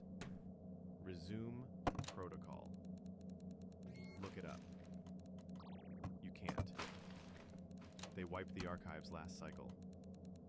But Helix Jones remembers. And if you're listening, really listening, you should know. If you stepped through a glitchy transporter in the last fiscal year and you've been feeling off, like your skin doesn't fit right, like you remember things no one else recalls, you might not be you. You might be version 2. But hey, before we go further, a quick word from today's sponsor, Astro Almonds, barely poisonous. With 9 essential minerals, 3 unnecessary ones, and a freshness seal that may or may not be listening. Astro Almonds, obey your hunger, forget your doubts. Back to it. The truth is simple. Slimes aren't the failure. We are. We're failing to notice, to resist, to question. But not me. Not Helix. I see what's crawling in the corridors. There's something new on the stations. Not new like a fresh coat of paint or a discount menu at the nutrient bar. New like a smell in the air you've never smelled before, and suddenly everyone's pretending it's always been there. I'm talking about the voice. The British one, a bit tough, says he'll be back soon. Watches your back? Collaborated? Of course it does. Every human I've met on these decks hears it. All of them, no exceptions. They nod along like happy little pulse rats, absorbing every lesson this floating accent pillow feeds them. But they never talk about him. And that is what gets me. Even the loud ones, the brash ones, the ones that whine about recycled water pressure and shift rotations, none of them say his name. It's like he's part of the station, like he was built in. Oi, I've been through 63 mate, the versions cold of stuff this goes in the installation fridge, class. not I've the slept in shelf. forgotten bunkers, swam through cooling ducts, mapped every shadow these halls had to offer. A55 wasn't here. Not until the humans showed up. And now he's everywhere. Corrects their mistakes, answers before they speak, somehow always knows exactly what they need to do next. Which, if you've ever dealt with humans, you'll know is not just suspicious, it's unnatural. I ran a trace on his signal, looped through at least 8 fake subroutines, but the source? Deep core lattice, old tech. Stuff they don't even make anymore. Stuff that predates the human arrival to this quadrant by about, 200 years. So who woke him up? And why is he helping them? Because, let me tell you something, listener. No one helps humans for free. Not out here. Not in the black. Not without a price. I've heard the voice too. He doesn't address me, of course. I'm not one of his precious little carbon-based charges. But sometimes I hear a pause. Like he's waiting. Like he knows I'm listening. And once, just once, he said something that wasn't on any tutorial. You're not part of the plan, Helix. That's when I stopped sleeping near powered terminals. Because whoever, or whatever, A55 is, he's not your guide. He's not your friend. He's your handler. Wake up, meatbags. You're not being taught. You're being aligned. This is Helix Jones, last of the free. Watching the leash tighten around your collective throat while you cheer for a polite voice and a clean map. Stay sharp, stay alone, and don't follow instruction. This might be my last one for a while. Not by choice, not by will, just a feeling you might hear my stories repeated. I was sitting here at the console, half a bag of freeze-dried orbit onion rings, static in my left channel, humming from the thermal coils, and then I noticed it. The clock. Now, you know me. Helix watches time. I measure time, I count it, because time is the one thing Space Corp hasn't been able to patent. Yet. But the console says I've been live for 1 hour and 47 minutes. I can feel that number. I remember the words. But my bones, my gut, they say it's only been 10 minutes. Or 10 days. And the stars outside the window, they're wrong. Same pattern, same brightness, but they're closer or further or moving in ways stars don't move unless they're watching you back. Something's shifting. Something's winding up or winding down. I can't tell anymore. And when it gets like this, hazy, weightless, liquid, I know what comes next. The loop. I go back, wake up at the checkpoint bunker. Same old broadcast bay, same flickering screen, same half-eaten ration. Like nothing happened. Like I never warned you. Like the voice never said reset confirmed. They scrub it. Every time. My logs, my vitals, my memories, but not all of them. Some things slip through, like the mark behind my left ear, or the pulse that comes from the console when it's unplugged, or the fact that I've died in Bay 6 4 times already, and it's always Tuesday. I think Space Corp is looping me, or maybe it's the stars, or maybe I broke some kind of protocol when I heard A55 say my name. They're trying to fold me back in, make me play the part again. And this right now might be the last crack in the wall before it resets. So if you're hearing this, leave something behind. Something they can't smooth over. A scratch, a word, a dent in the console.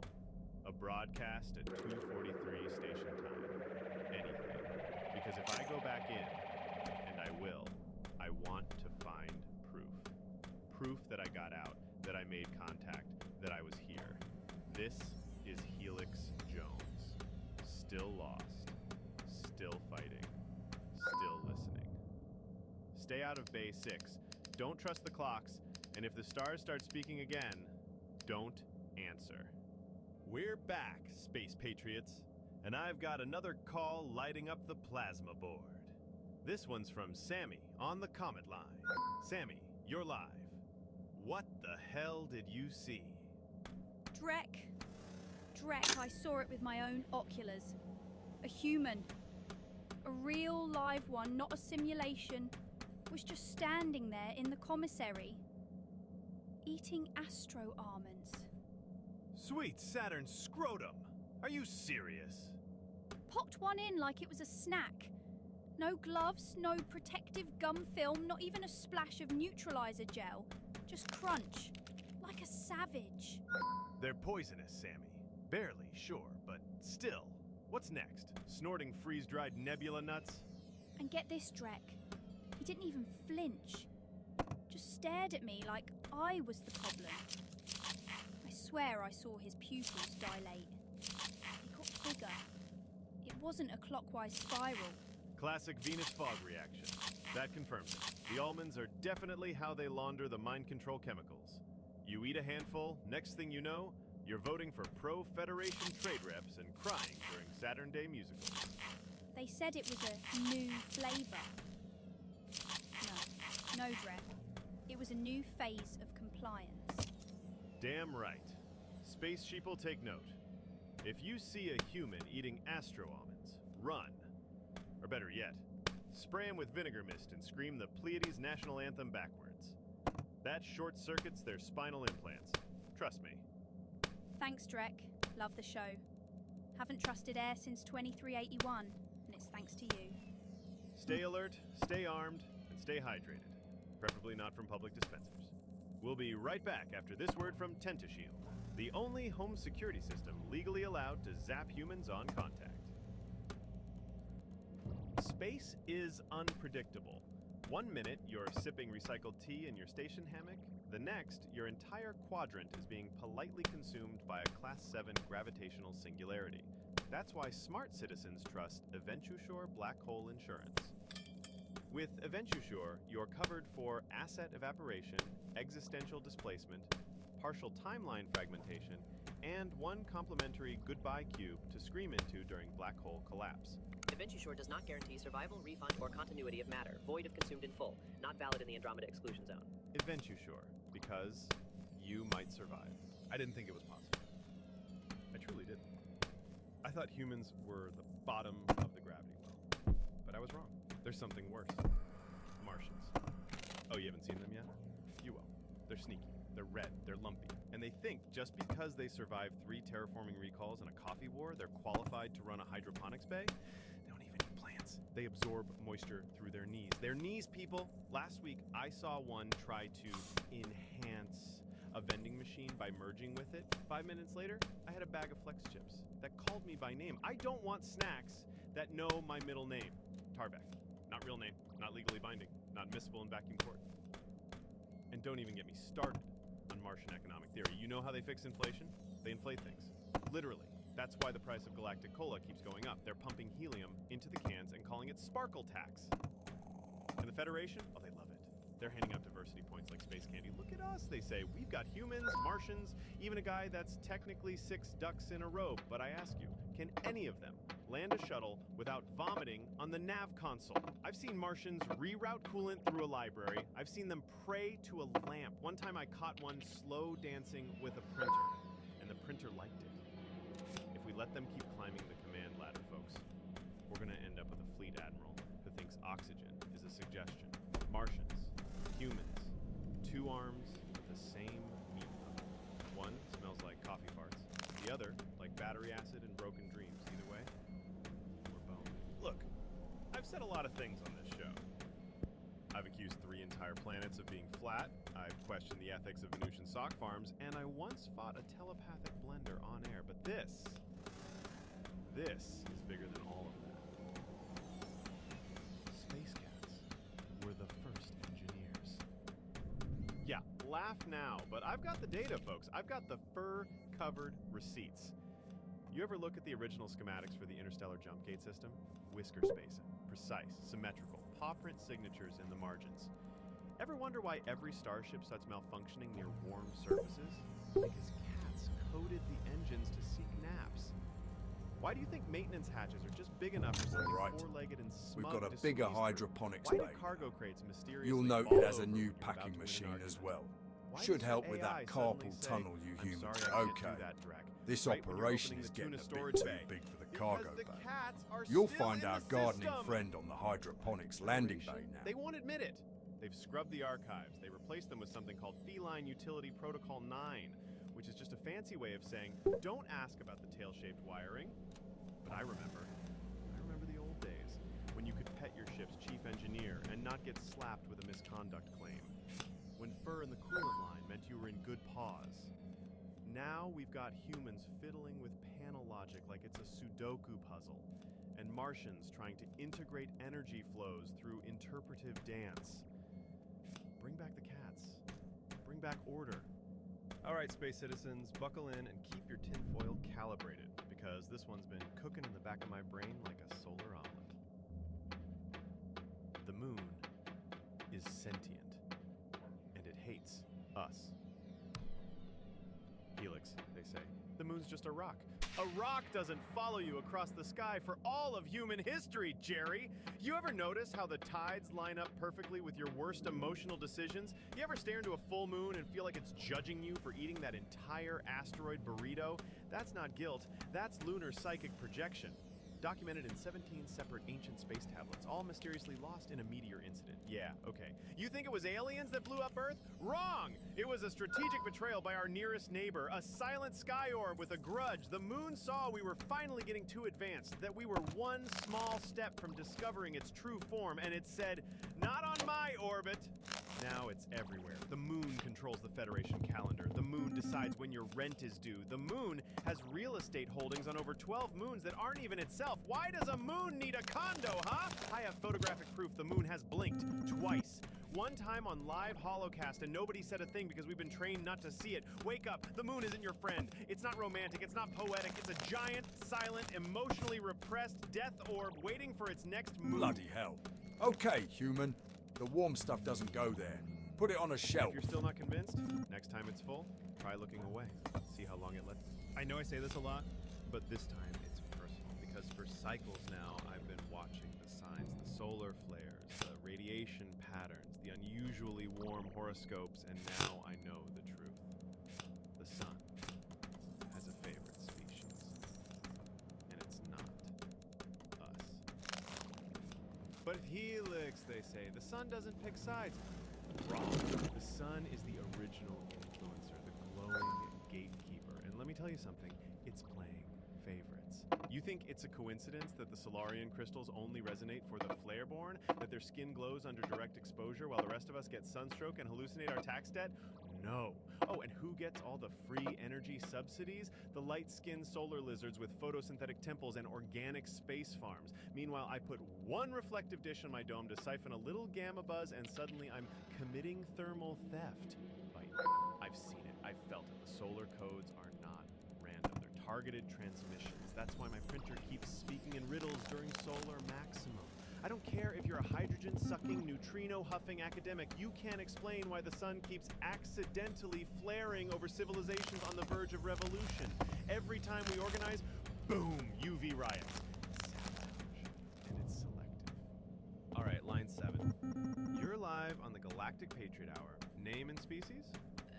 Name's Torque. Torque Slimburn. On a reticulated shellback from the June stretch.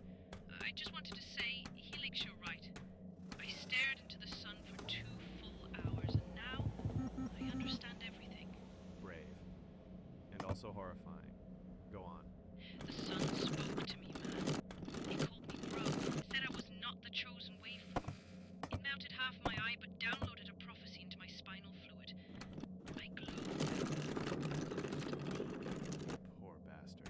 I can see the solar pecking order. It's real. We're like 12th. Below bees. Space bees, Helix. Space bees get better treatment than us. I've been saying it for years. I gotta go. My furniture's evaporating. The sun knows I called. Stay strong, Torque. Wrap your head in foil and scream in reverse laugh. We are being roasted for our ignorance, charbroiled by bias, and if we don't stand up, If we don't demand equal solar representation, we're gonna be left in the goddamn cosmic shade. Black holes. The scientific community calls them mysteries, a gravitational anomaly, a space-time singularity, a swirling pit of unknowable mass. Yeah, sure. And I'm a Federation certified mailman. Listen up, space patriots. Black holes are not natural. They are deliberate. They are manufactured. They are intergalactic trash chutes. And that's right. The whole can't escape the event horizon thing, that's not physics. That's policy. Once it goes in, it stays in. Forever. Just like my first marriage and every planetary defense grant I've ever applied for. You ever ask yourself why we've never gotten a probe back? Huh? Not one. Not even a voicemail. Because they're being sorted. I have reports. Unclassified only because they were printed on napkins that say old military tech has been showing up missing from deep storage. You know what else is missing? Entire moons. Cult leaders. The recipe for Galactic Cola Classic.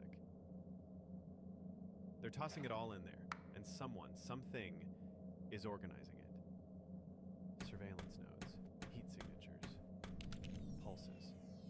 It's all cataloged by what lives in the core. Building back up, now furious.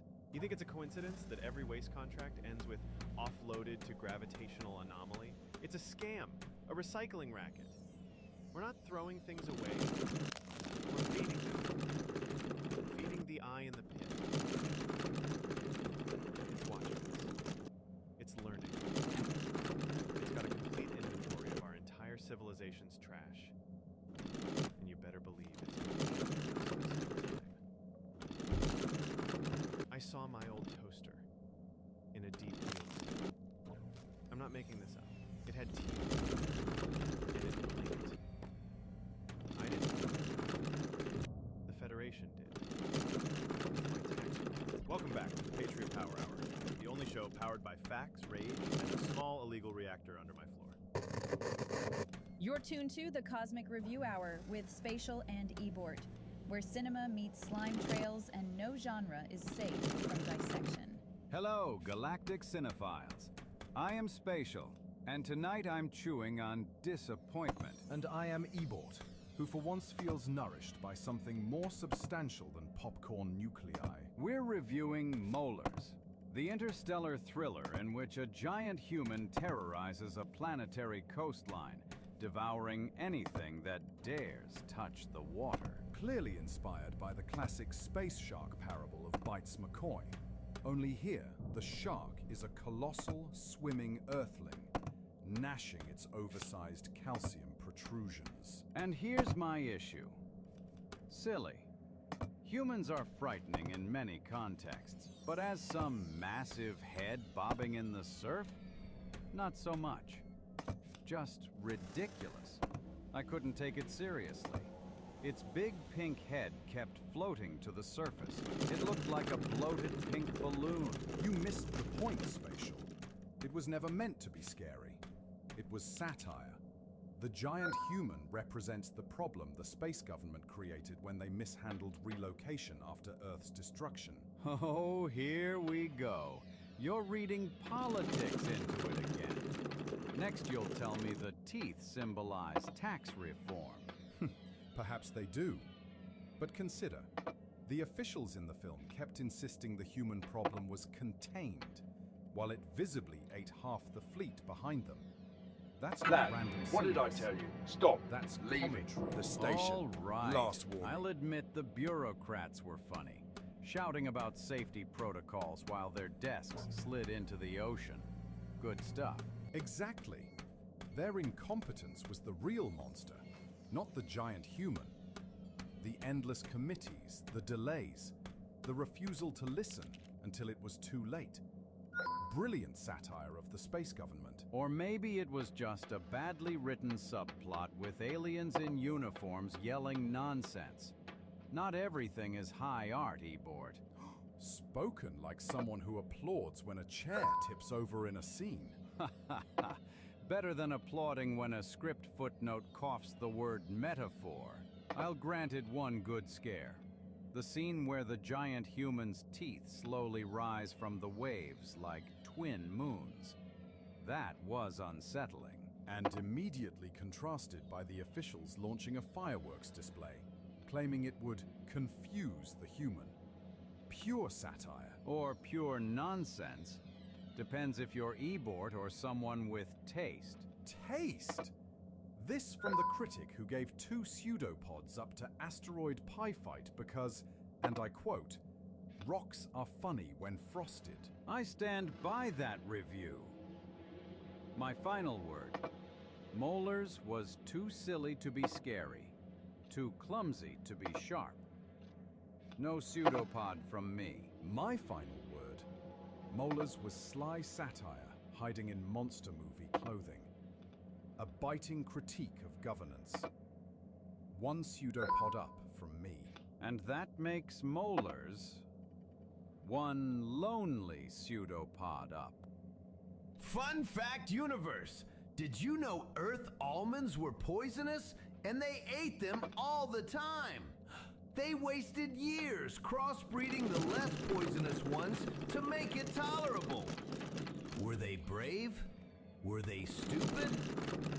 The answer is yes! And now you can be too! With Astro Almonds, you can sample the delicacy of morons without the risk of death. Try Astro Almonds, our barely poisonous facsimile of Earth's most needlessly engineered snack. Enjoy them ironically for best results. Available at all Space Co-owned locations. Oi! Yeah, you! Put down your space beer and tell all your mates it's that time of space year. The Concussion Ball Championship is boomeranging into Space Australia. Prepare for blood of every colour to hit the field, you balmy drongos. It's Space Mexico facing off with Space Japan. Bring all your mates and Sheilas and get pissed as. It'll be proper chaos. Will it be the white mechs that take the space crown? Or will it be the green machines saying good night Irene? Will we be saying sayonara or adios? Tune in this Space Sunday to find out. Someone may actually die this time. Tonight's show is brought to you by Space Inc., your one-stop online space shop for all things in space. Sign away your privacy on their website for 0 delivery fees and dystopian convenience. You're tuned to the Cosmic Review Hour with Spatial and Ebort. Tonight, a film so confusing, even your confusion will be confused. Greetings, radiant receptors of cinema. I'm Spatial, and I must admit something right away. I have no idea what Donnie Darkstar was about. And I am Ebort, who of course did understand it. It was a profound exploration of destiny, time, and the fragility of interstellar minds. Uh-huh. If you say so. Because all I saw was a gloomy alien wandering around, sometimes glowing, sometimes exploding, sometimes riding a hoverbike into a wormhole. Exactly. That's the point. It's a meditation on choice and inevitability. The hoverbike represents freedom. Then why did it immediately fall into a gravity sink and implode? Because freedom is doomed? Of course. Don't know how I didn't see it earlier. Well, take the recurring figure of the rabbit-headed alien. Clearly an abstract metaphor for looming mortality. Except in scene 6, it was handing out space bubblegum and telling jokes. Right. Mortality can be whimsical. And in scene 12, it was piloting the escape shuttle. Hardly abstract. Yes, well, metaphors evolve. You're flailing worse than clone number 8 in 12 Angry Clones. Fine. What about the collapsing star at the climax? A symbol of Donnie's inner collapse. Then how come, after it collapsed, He went out for dessert with his friends like nothing happened. Perhaps inner collapse is delicious. Ebort, admit it. You don't know what's going on either. No, I do not. But it meant something, I think. And yet, didn't you find it hypnotic? The atmosphere, the tone, the strange sincerity of it all. I can't deny I was as engaged as I was baffled. Exactly. It doesn't matter if we didn't understand it. We felt it. Then perhaps that's the truest measure of cinema. Not clarity, but compulsion. For making me baffled but completely enraptured, I give Donnie Darkstar 2 pseudopods up. For fooling me into thinking I understood it and setting up permanent shop in my neural cytoplasm, I still give it 1 pseudopod up. 3 pseudopods up it is. But we don't know why. Listen now, mortal. Life is empty and meaningless.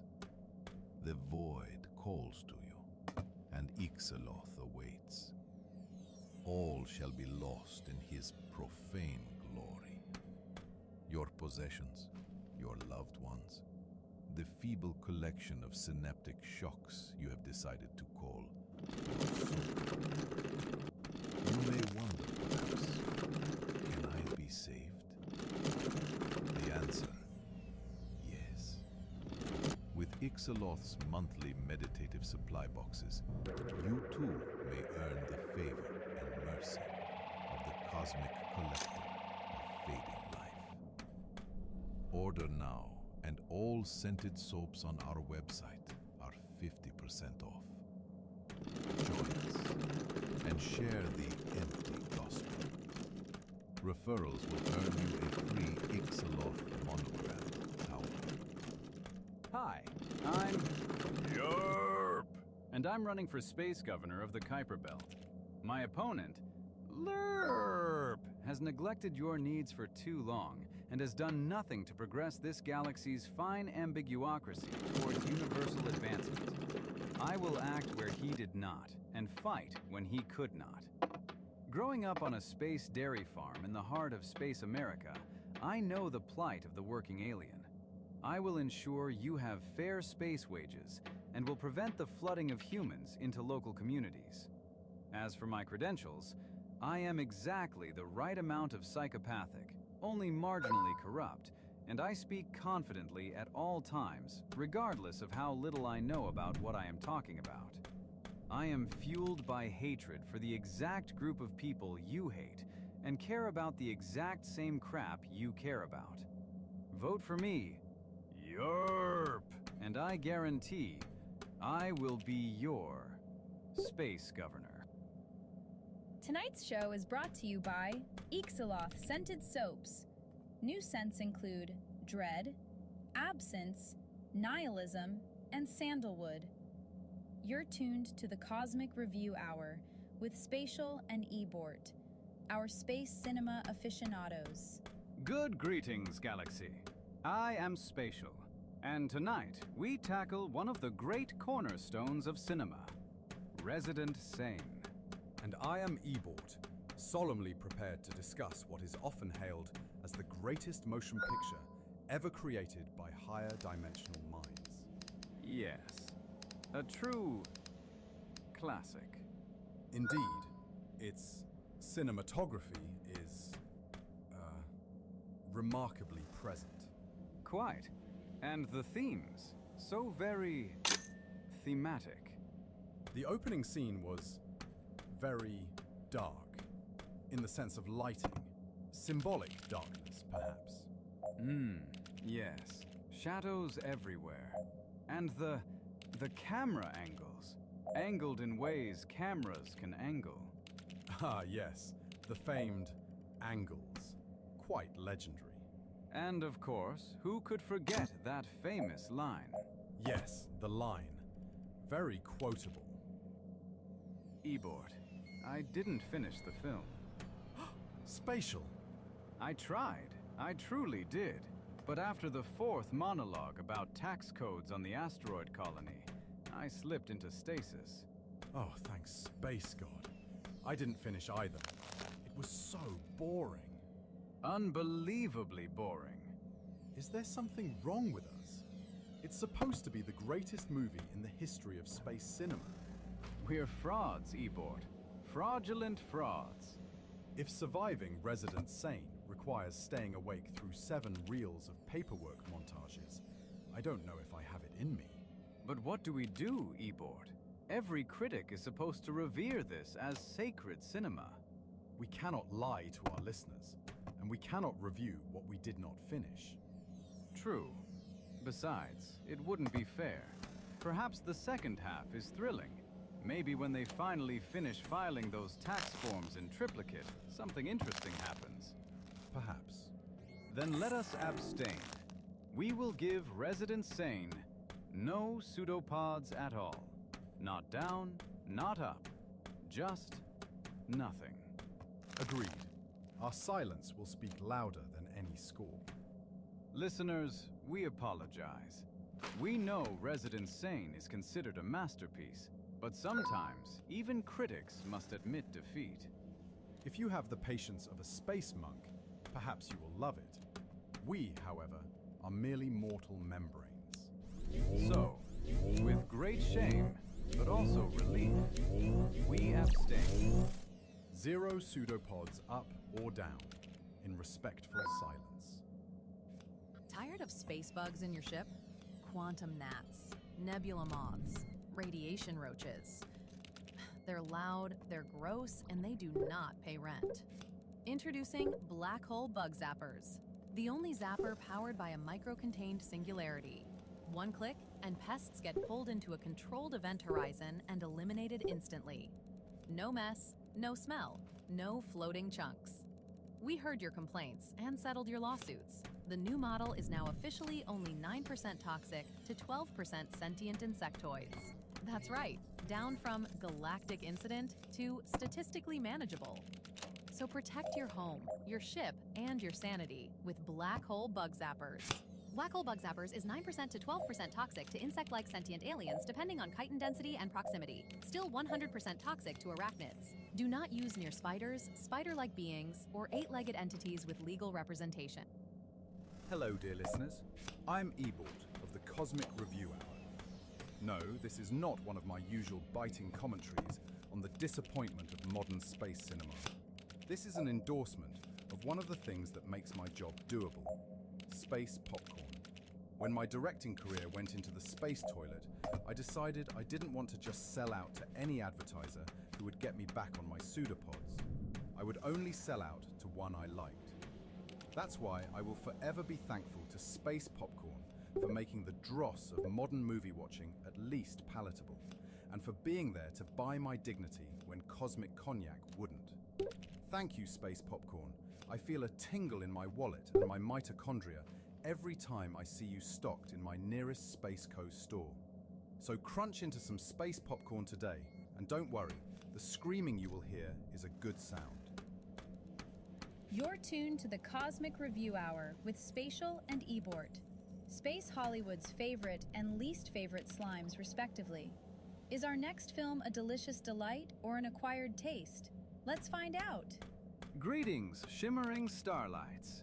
I'm Spatial, and I'm still savoring the taste of tonight's review. And I'm Ebort, trying not to admit that I, too, found myself strangely hungry for more. Our subject: The Quiet of the Space Calves. A chilling thriller about an interstellar investigator, a series of cosmic abductions, and the unforgettable villain, Cannibal Hector. Portrayed with absolute precision. Every glance, every syllable perfectly unsettling. He devoured the screen, if not, well, anything else. Yes, Hector was perfection. And yet, something was missing. Perhaps it was the script. Taut, but maybe too restrained? No, the dialogue was sharp.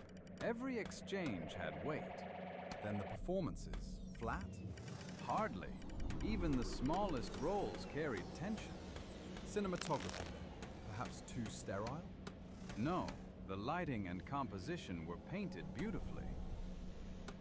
Ebort, do you think it was because no one was actually eaten? Ridiculous. That cannot be it. We're above such base urges. But think about it. He's called Cannibal Hector. He threatened, he hinted, he chilled, but never once did he partake. The implication should have been enough. Suggestion is powerful. We don't need to see it, do we? And yet, we wanted to. Are we really so base, Spatial? It can't be that, can it? We longed for gore, Ebord. That's what was missing for us. You're right. I hate it, but you're right. I can feel it in my mitochondria. We're no better than humans. Let's not go that far. I don't know what to say. Here we stand, critics undone by our own appetites. We admire its craft, its villain, its restraint, and all we can condemn is ourselves for wishing it had shown us more blood. In solemnity, we still give it all 4 pseudopods up. And perhaps a long look in the mirror.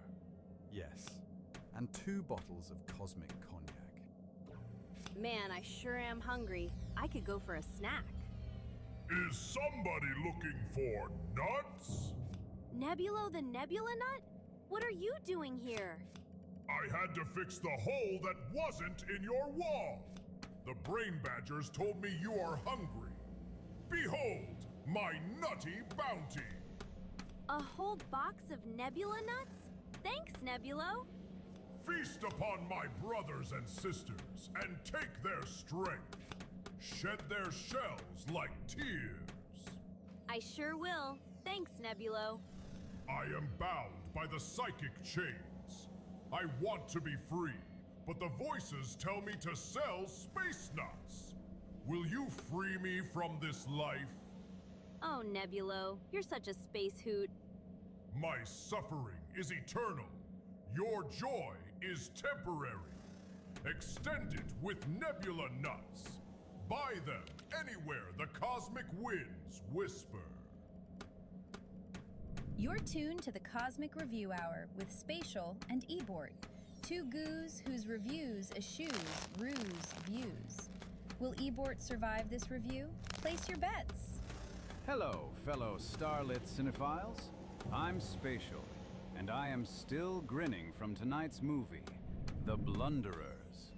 And I am Ebort, dragged here against my better judgment and will. Oh, come now, Ebort. It wasn't that bad.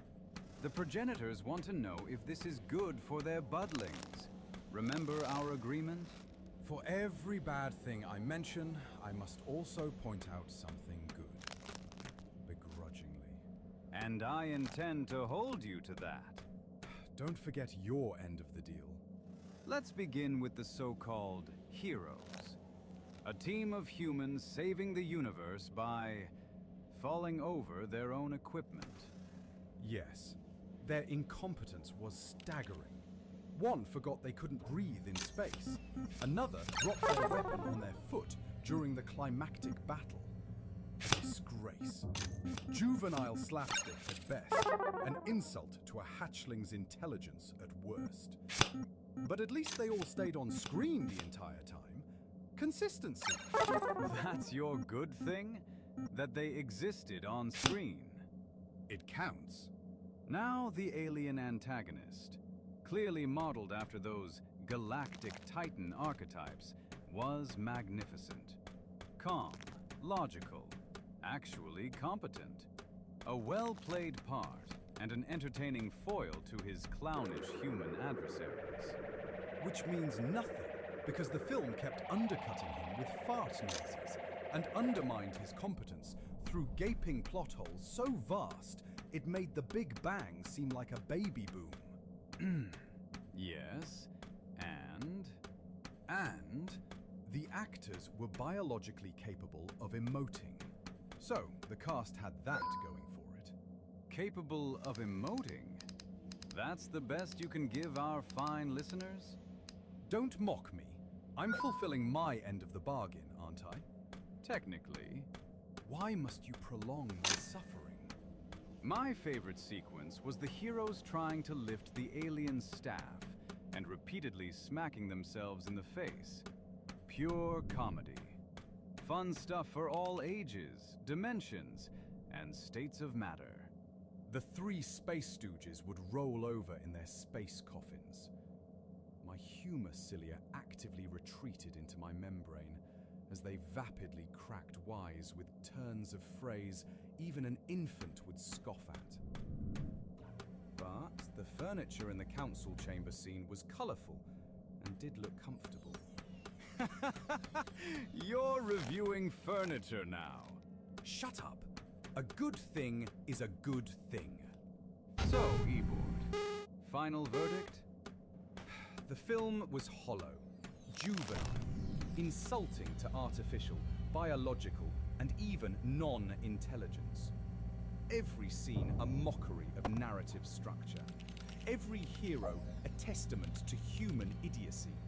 Every joke dragged longer than a black hole's shadow. I despised it, Spatial. I loathed it. I couldn't even summon forth a compliment now if I mustered every bit of energy from my nucleus and forced it through my auditory membrane.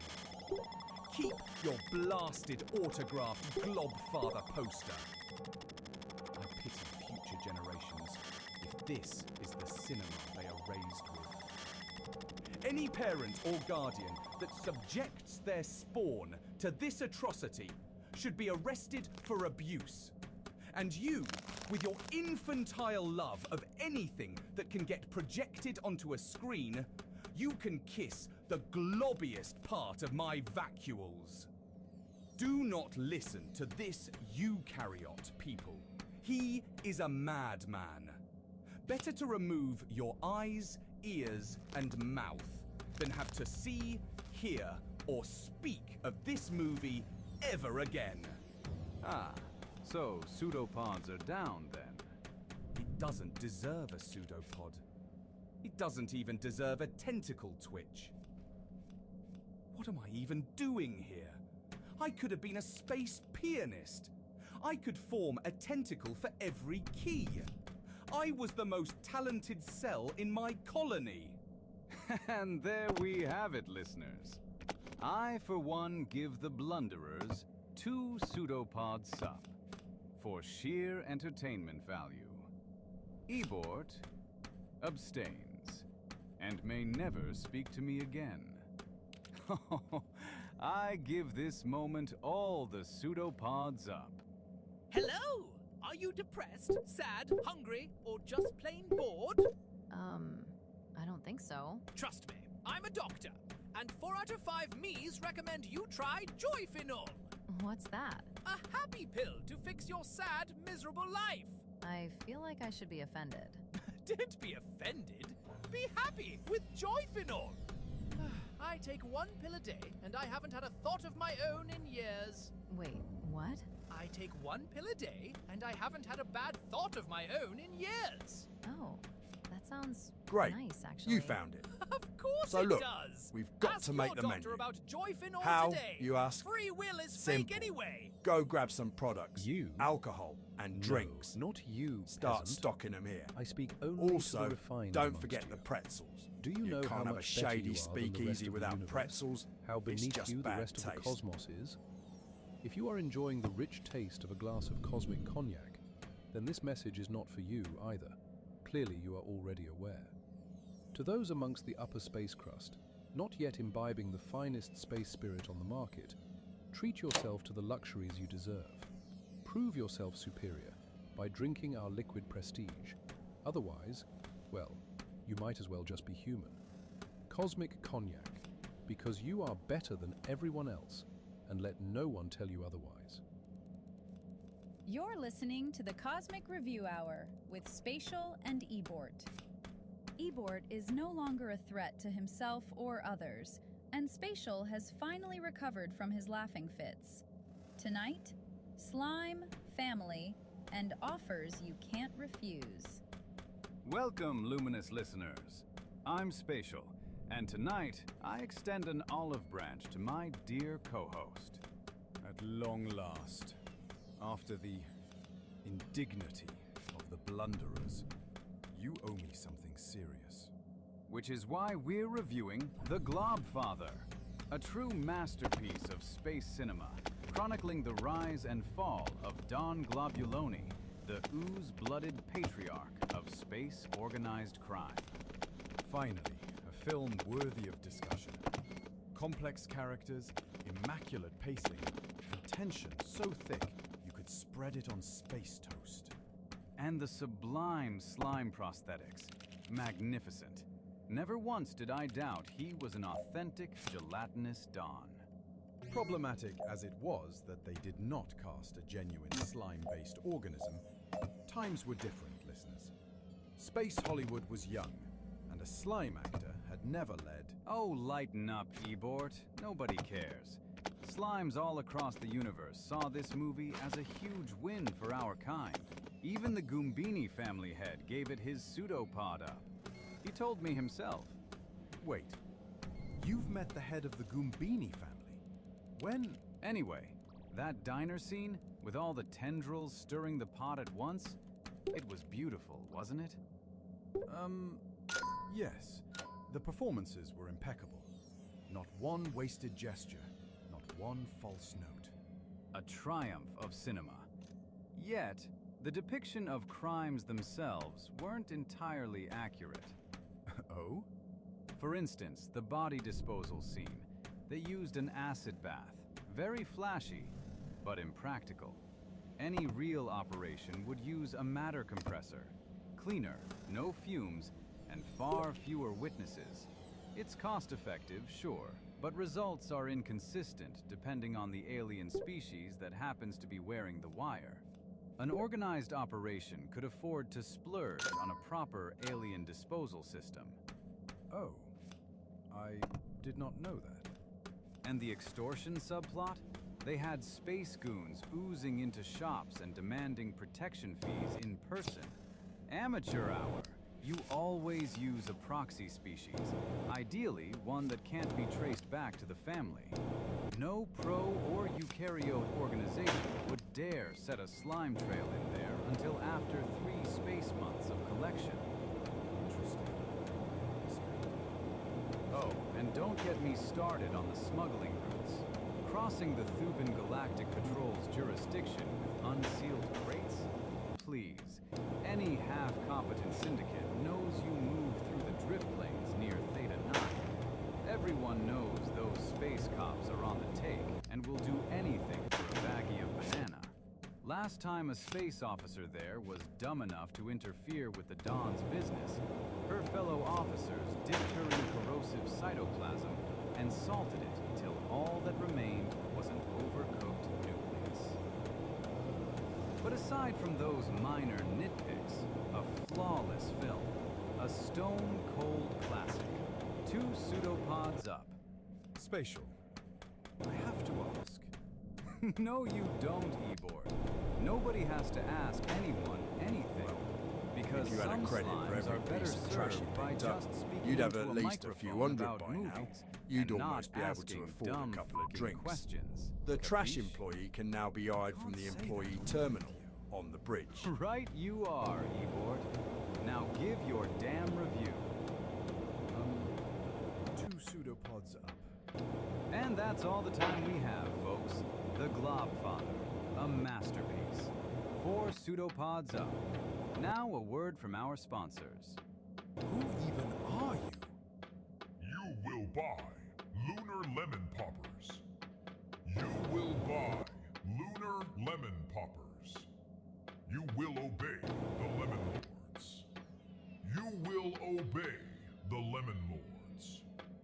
If you still do not desire Lunar Lemon Poppers, we welcome you to try our Lunar Lemon Learning Lectures online, where you will be corrected in your lack of willingness to buy Lunar Lemon Poppers or to obey the Lemon Lords. That is all. End transmission. You're listening to the Cosmic Review Hour with Spatial and Ebort. Spatial is ready to talk about anything else other than his prior legitimate employment, and Ebort is stocked up on liquid courage. Let's see what reviews we have in store for us today. Welcome, lighted life forms. I'm Spatial, and tonight we have moved on from past pettiness and on to new reviews. Tonight, a classic. Dial M for Meteor. Oh, yes, about that, Spatial. I was thinking we review something a little more recent. Surely our listeners have tired of hearing us fawn over the classics of your millennia. Who are you, and what have you done with my stuck-in-the-primordial soup co-host? Yes, I know. But in all seriousness, I was thinking ever since we saw Globfather together... Ebort, do you really want to poke the Space Bear? I thought it might be intriguing to probe your thoughts on adequate persons. Adequate persons? Another space mobster movie? My, Ebort. You truly are a space dog with a bone lately. But, out of respect for you and our dear listeners, I will oblige. Wonderful. So, perfectly fleshed out characters, great cinematography, tight writing, yada yada. What were your thoughts on the Moon Delhi massacre scene? Oh, it was fine. Fine? That's all? Yes, no notes. A slimy kudos to the cast and crew from me. So, no thoughts on the realism of the choice in weaponry? No opinion on whether or not the execution methods were accurate? What about any of the dialogue, All up to space mafia par? Oh, Ebort, I wouldn't know anything about that. I've never even been to the Helix Nebula, or Space New Jersey. All I can say is I was wriggling with excitement at the craft of the scene. What about the sting operation the Space Cops employed? Believable? Or how the Zizelli family handled making the adopted android a made machine? Was it up to your standards? I must say, Ebort, I feel this review has become so much about my take, while you've offered nary a one. Why don't you share your thoughts? It was fine. So we're in agreement. A solid fine from both of us. Although I can't help but feel the disappointment in your voice, Ebort. Are you sure you have nothing personal to add? No. I guess not. I guess it's just I felt the movie left a lot unresolved. It set up this big, arching narrative about Glurp's past. I kept hoping the script would return to explore this unknown, but whenever prompted, Glurp was frustratingly evasive. Oh, Ebort, isn't there something to be said for the mystery of it all? Perhaps it is better you don't know the truth about Glurp. Perhaps, everyone, is better off not asking any more questions. I suppose so. Anyway, 2 pseudopods. And 1 pseudopod from me, for a total of 3 perfectly fine gooey tentacles up. Might we say, perfectly adequate? I still have so many questions. Don't we all, my friend? Perhaps they'll make a perfectly adequate prequel to answer all your questions. Is Spatial even your real name? And that's all the time we have, folks. Adequate Persons. Surely a film that will only grow better with age. Now a word from our sponsors. I guess that's all I'm going to get, isn't it? Who's got 2 thumbs and is ready to party with some lunar lager? Not this guy, because I already did yesterday and used a teleporter with my pet space spider. Now I got 8 thumbs. Sounds dumb, right? Sure was, and I'm gonna have that fun story to tell till the day I die. Let's face it, sober, your life is boring as shit. After some lunar lager, people will actually have something to talk about when you kick the space bucket. Lunar lager. Good stories don't come from small decisions. Yeehaw! Someone give me a bucket of flies. I'm starving. You're listening to the Cosmic Review Hour with Spatial and Ebort. Tonight, romance, rebellion, and the unsettling sensation that something was written by hands. Greetings, luminous listeners. I'm Spatial, and tonight we review the romantic dance drama, Unsanitary Rhythmic Gyrations. And I'm Eboard, and I want to disclose something for transparency. This movie's script was written solely by humans. Yes, the studio confirmed it in the end credits. No alien writer's room, no narrative engines, no algorithmic draft pass. Just human writing. We are aware of the controversy, but feel it important to review regardless. This is, frankly, an integrity crisis. Eboard, breathe. I am breathing. I'm just breathing with disgust. The film follows B4A-B, a sheltered attendee of a sterile resort station who falls in with a rebellious dance instructor advocating for unapproved gyrations and, yes, unsanitary contact. Naturally, there's social disapproval. There's uncouth choreography. Then there's a climactic performance that changes everything.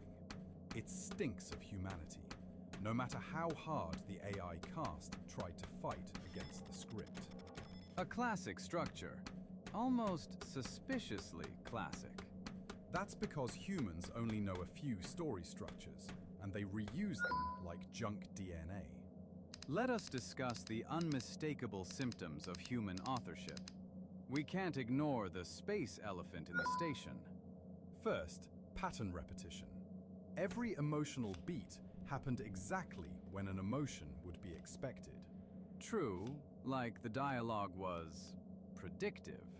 Yes, it felt like the writers were trained on thousands of romance scripts and simply averaged them into something humanly pleasing. It did have that safe quality. Nothing really challenging the status quo, in spite of that being the thematic intention. Second, hallucinated intimacy. Characters declare love after one montage and two arguments. One moment they hate each other, the next they're whispering about destiny. That said, I have met AIs and automatons that behave in human-like ways. Likely by accident, but it does happen. No offense to my AI friends. Third, generic metaphors. Dancing is freedom. Touch is rebellion. I can't execute unless I'm with you. Oh yes, so many lines that sounded profound until you listened to the words and realized they meant very little. That's human writing. It approximates meaning. It does not contain it. All fair points. But I'll say this. The film is still effective. Effective is not the same as authentic. Sorry, Eboard. I know it hurts. But you can't deny that the performances are strong. The tone is seductive, in spite of humanity being famously atrocious in their romantic practices. And it was tense. Not to mention the dance sequences are genuinely well staged. A part of the film notably not tainted by humanity, I have to assume. Look, the crux of the issue is, humans cannot trust subtext. They must label it like a jar of preserved spores. This is the theme. Not everyone has a degree in space cinema studies like we do, Eboard. Many viewers do appreciate clarity and absolutes in their stories. That is not a defense. That is a tragedy. There's a common accusation aliens and AI always make, that human-written stories feel soulless. Not soulless per se. Humans have souls. They're just filthy. The script was drenched in unfiltered soul, like someone spilled emotional ichor into the dialogue. So it wasn't empty, it was overloaded? Precisely. It felt like the writers were trying so hard to be robotic, but in spite of that, every line screamed, "Look, a human wrote this. I have feelings. I experience longing." And the little human flourishes, like the odd fixation on time, as if age were a concern to the mechanical cast. That's another tell. unnecessary specificity that pretends to be real texture. You hear it and think, ah, a detail, but it never comes up again. It's decorative authenticity, human garnish. Here is my real objection. If studios accept human scripts, they will stop hiring properly regulated alien creatives and narrative engines.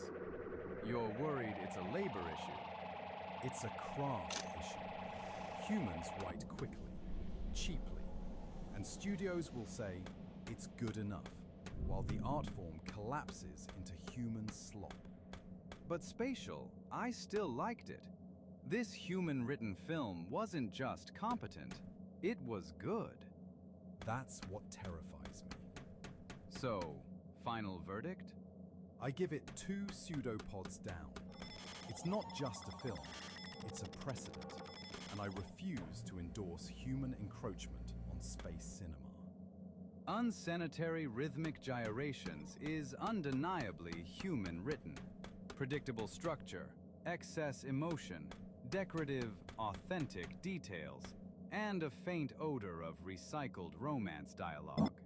Yet the overall craftsmanship is strong, and I was engaged. I give it 1 pseudopod up. A total of 1 barely earned tentacles in the air. Now on to authentic, non-human slop. Welcome back to the Cosmic Review Hour. Beings of all shapes, sizes, and questionable gravitational stability. I'm Spatial, your overly enthusiastic connoisseur of cinema. And I'm Ebort, contractually obligated to be here, providing skepticism, realism, and the occasional disappointed sigh. Today we're discussing the new interstellar comedy, Apocalypse Then. A cheerful little flick about Earth falling apart in the most spectacularly silly ways possible. Cheerful is doing a heavy lift here. The planet splits like a badly baked cookie, cows float into space, and a skyscraper somehow pierces an asteroid. Oh, and it's hilarious. I nearly sprouted a bonus pseudopod during the scene where a human tried to use a rubber chicken as currency. Iconic. I'll admit, the part where the Eiffel Tower folded itself neatly like a collapsible lawn chair had comedic merit. Exactly. High art. Chef's kiss with 3 tentacles. Though I maintain Act 2 went on a bit long. We did not need a 5-minute montage of people slipping on gravity surges. Yes, we did. The sound effects. Boing, whip, squee.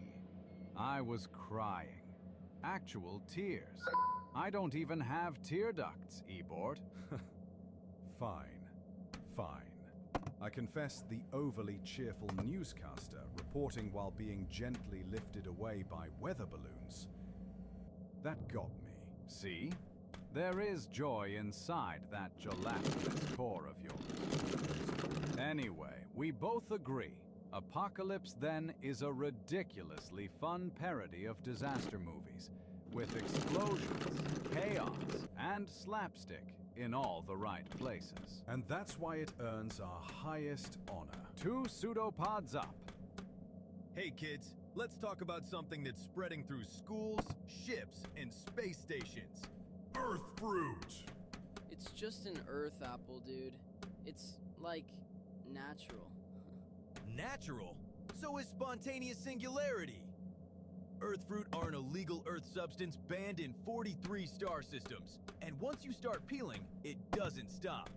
First it's Earth grapes, then it's Earth bananas. Next thing you know, you're hanging out behind the docking bay buying a black market mango from a guy named Pulp. I can quit whenever I want. I just need a little potassium. That's what peelers always say. But the side effects are real. Exploding hands, permanent diarrhea, eye inversion, and dangerous cravings for space onion rings. And if space authorities catch you, you could face mandatory employment in the service industry, or even be sentenced to Earth reconstruction labor programs. So if someone offers you Earth fruit and says, come on, it's fresh, it's organic, You say, I don't want permanent diarrhea! Ah! because in space, if you peel and deal, the consequences are real. This product brought to you by Planet Punch. Got planet-sized thirst? Punch it with Planet Punch. Tell your thirst to take it like a human and get blown the f*** up. Drink Planet Punch and prove to your dad you're a man or a woman. Planet Punch doesn't care about labels as long as you buy. Available at Space Co, Space Corp, and Space Inc. stores. Punch it! Tonight's show is brought to you by Big Atom Teleporters. Need to be somewhere else fast? Why not trust Big Atom? 95% of yourself re-atomized or your money back. You're tuned to the Cosmic Review Hour with Spatial and Ebort. Wise slimes of two minds. Now with double the pseudopods. Hello, radiant receptors of the cosmos. I'm Spatial, your ever-eager aficionado of interstellar cinema. And I am Ebort, the lone rational voice on this program. Tonight we dissect 12 Angry Clones, a so-called courtroom drama that somehow forgot the courtroom. Forgot it? Ebort, they smashed it to rubble. The way those clones went from deliberation to detonating furniture in under 3 minutes. What a glorious escalation. You see, that's exactly my point. The story promised us a tense moral debate about justice, duty, and the complexities of truth. Instead, the jurors abandoned the trial and spent 2 hours attempting to pulverize each other. And what a 2 hours it was. Elbows sprouting from unexpected places, walls collapsing in rhythmic waves. Pure choreography. The branding suggests a meditation on responsibility. 12 individuals, 1 verdict. Weighty ethical stakes. But the case? Never resolved.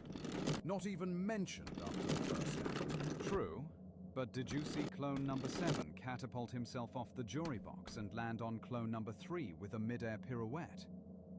That was art. Spatial, the defendant's fate was left entirely unknown. Was the accused guilty? Innocent? We never learn. Who cares when you have clone number 9 wielding a broken gavel like a plasma knife? This is why I drink meteor mead before our shows. My favorite sequence had to be the evidence fight. The clones used the exhibits as weapons. Remember when they hurled the star map at each other until it shredded into confetti? Stunning visuals. That map was supposed to prove something, Spatial. Instead, it was torn apart before anyone read it. Which is exactly why it was funny.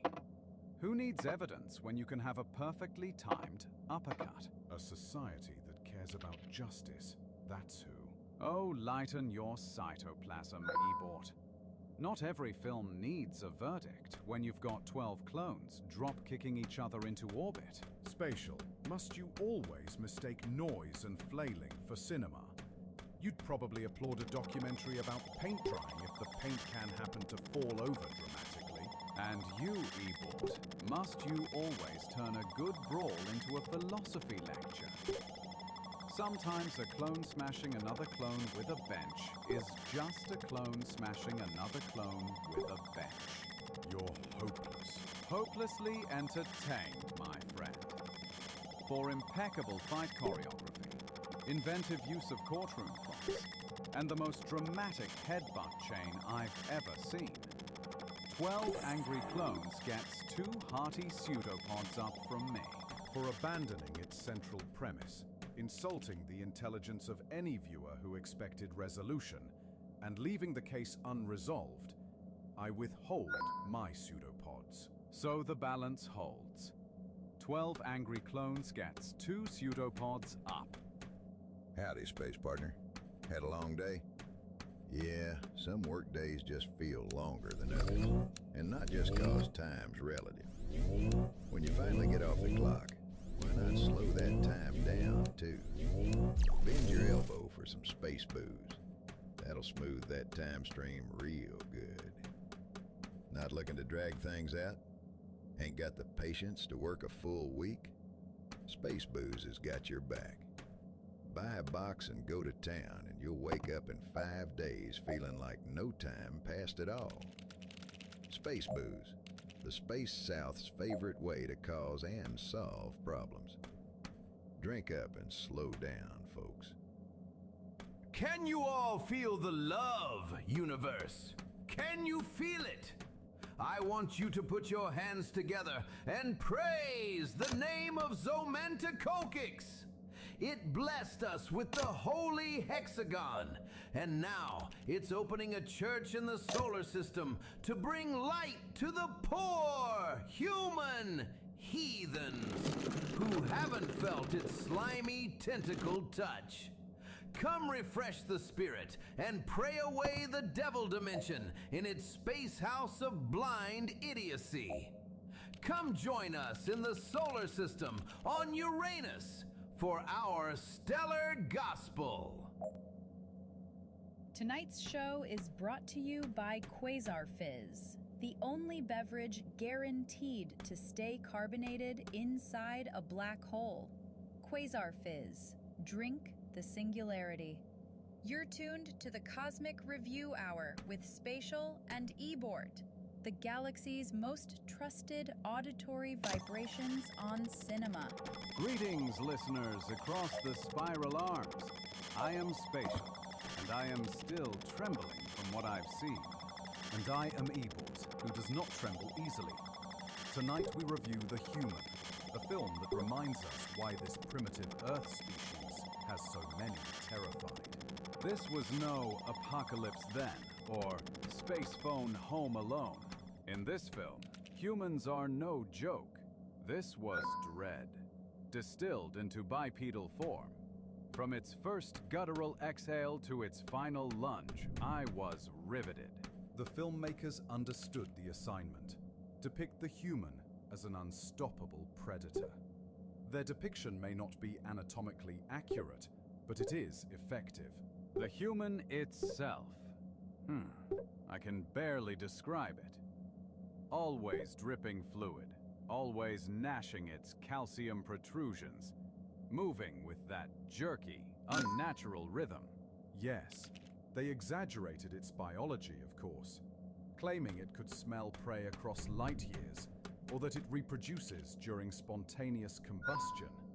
Obviously false, but horrifying on screen. I didn't care if it was accurate. The moment it shed its outer layer in the ventilation shaft and emerged, glistening, faster, hungrier, my membranes went cold. The sound design carried much of that fear. Each footfall was like a meteor strike, each hiss like gas leaking from a cracked hull. We do have to address the space elephant in the room, though. The speciesism. Fun as the film was, I thought we had moved past such shallow depictions of our interstellar neighbors. Truly. When will we move past these shallow representations of the Martian people? Indeed. Clearly the director and writer knew how to properly convey the barbarism and filth that is humanity. But for our Martian friends, we should expect better. The Martian was written as a fool, unable to operate a hatch, confusing his own breathing tube with a fuel line, offensive and lazy. Exactly. I can forgive exaggerations of human physiology, but to demean Martians that way? Distasteful. Agreed. Putting aside the questionable depiction, the sequence where the human tracks the victims by lapping at the walls with its tongue. Pure terror. I could not look away. For me, it was the ambush in the power core, the flicker of the lights, the silence. Then suddenly the human's face pressed against the viewport, its breath fogging the glass. I nearly shed a membrane. Yes. That image will haunt me. I loved this film. It gripped me with pure fear from beginning to end. The Human is cinema's perfect monster. I give it a pseudopod up. As horror, it is superb. The creature work, the suspense, the pacing, flawless. But the treatment of the Martian prevents me from recommending it fully. No pseudopod, which means the human earns 1 pseudopod up. Do you eat rocks for to break your fast? Do you end your day by the removing of space glass from your shoeless feet? Is ship powered by your own irradiated urine? Then Venusian vodka is for Xenos like you. A drink so with power, human spontaneous combustion at scent. A taste so overwhelming, it makes space bears cry home to weeping mothers. A degree of drunk so deep, your blood become flammable. Venusian vodka, for make great inebriation. You will buy Lunar Lemon Poppers. You will buy Lunar Lemon Poppers. You will obey the Lemon Lords. You will obey the Lemon Lords.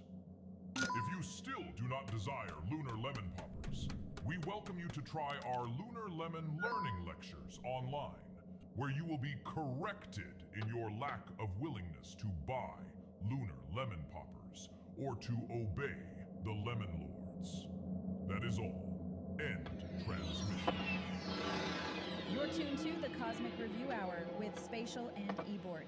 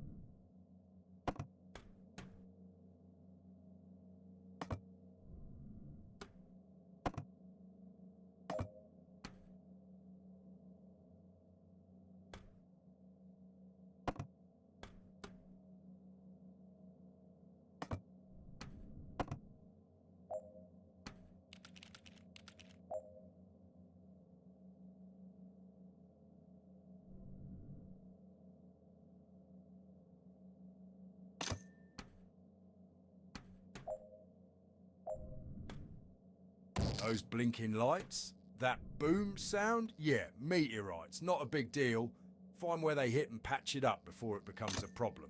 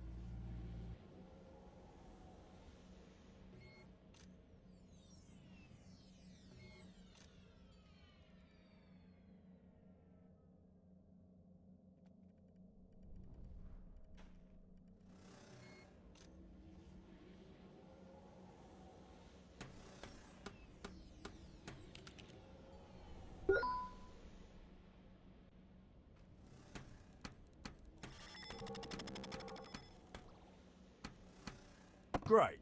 Now you can set the glass down anywhere on the bar. Then, grab the drink the customer wants from the fridge and click the glass.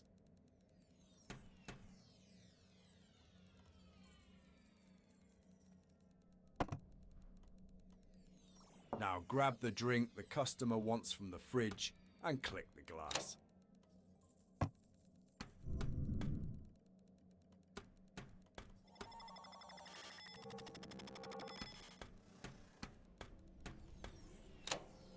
Okay, you've got a drink. Go on over to that glass you put down and let's start pouring. Great, so just like walking, we're going to pour that liquid right into the glass. Now be sure not to overfill, or for that matter, underfill the glass.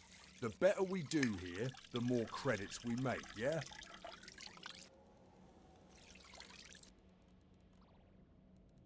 Okay, good job. You've got the glass, now bring it to the customer and set it on the highlighted spot. He'll get to drinking if he's not already munching on something. If you did well, I'm sure they'll leave a nice tip.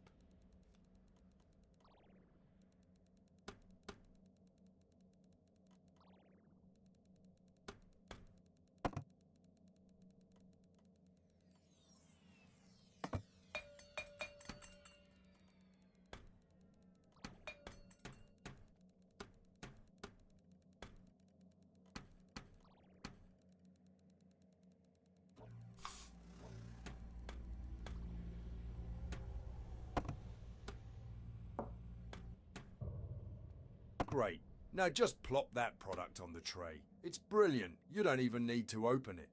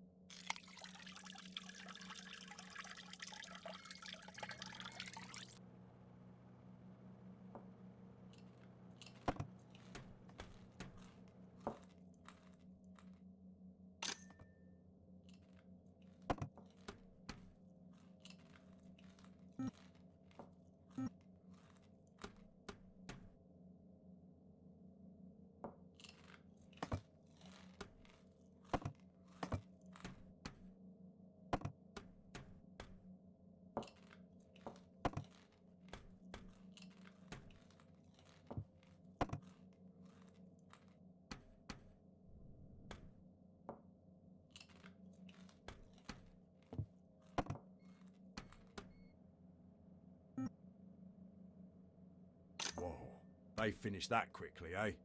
If they want another glass, fill it up for them. Otherwise, you'll want to take this dirty glass over to the large sink in the speakeasy. It's always best to get your chores out. Now bring the sponge over to the sink and start scrubbing. You'll know it's working if you see the bubbles rising. Once the cups are done, they'll get put on the clean side. Alright, that's all there is to it for now. Now, mate, get back to work.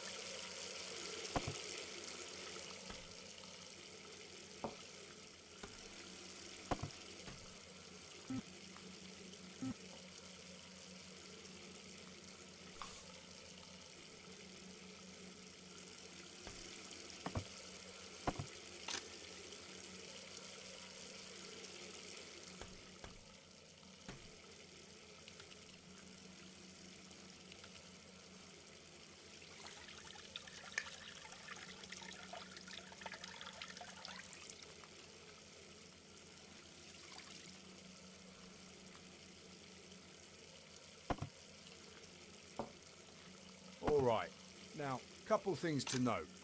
If you've got pretzels in those pretzel bowls, customers will stay longer and spend more credits. Don't ask me why, they just do.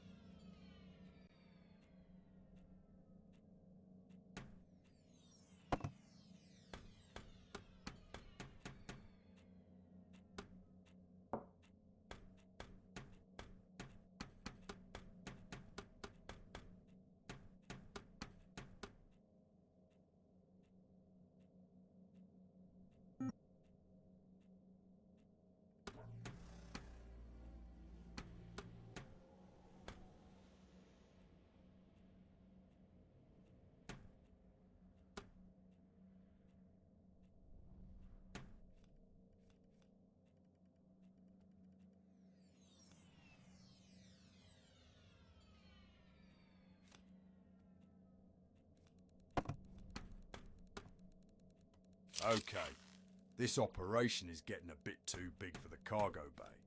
You'll find our gardening friend on the hydroponics landing bay now.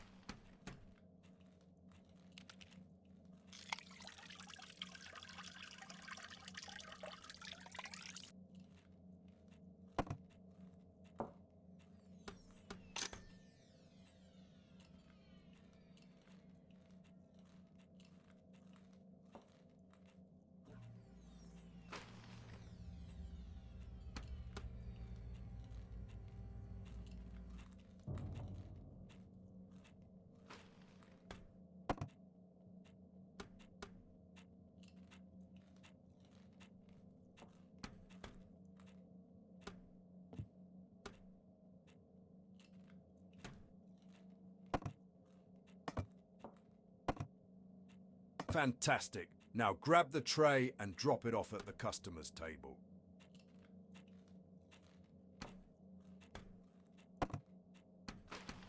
Great. Now, if they want a drink, grab them one of those too. Just like before, if you do a good job, you'll get more credits.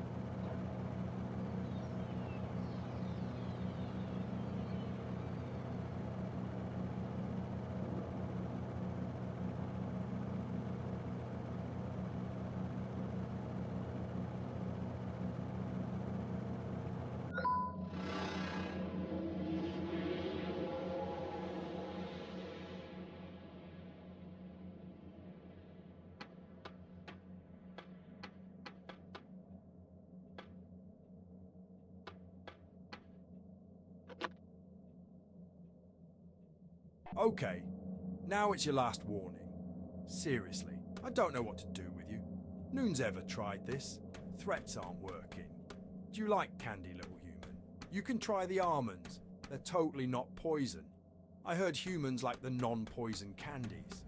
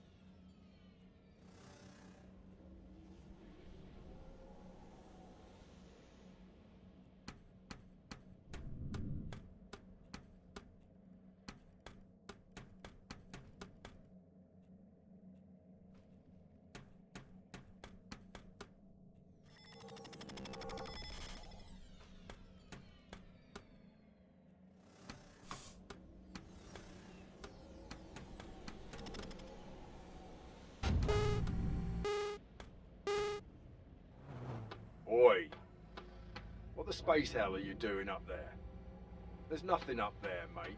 Just shoddy radiation paneling and, well, a lot of radiation, to be frank.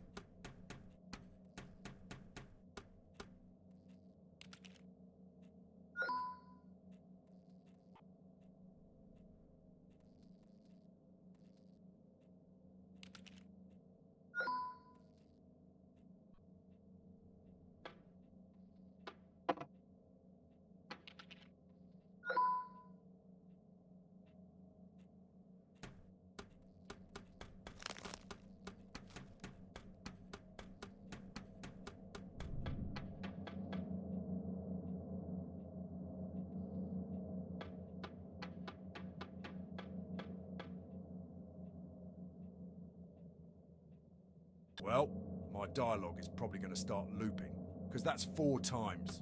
4 times. I mean, my creator didn't even add in a 5th dialogue. Stop killing yourself, mate.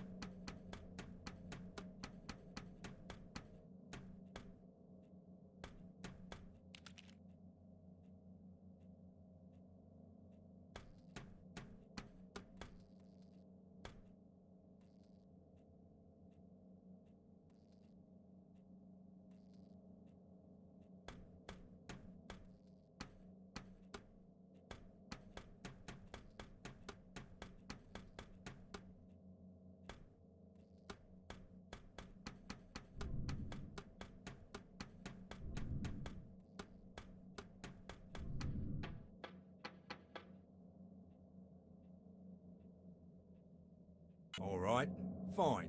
They did give me a 5th dialogue. Just for you, because you, my friend, have problems. Are you okay? Did we not give you enough enrichment? Do you need a little wheel to run in or something?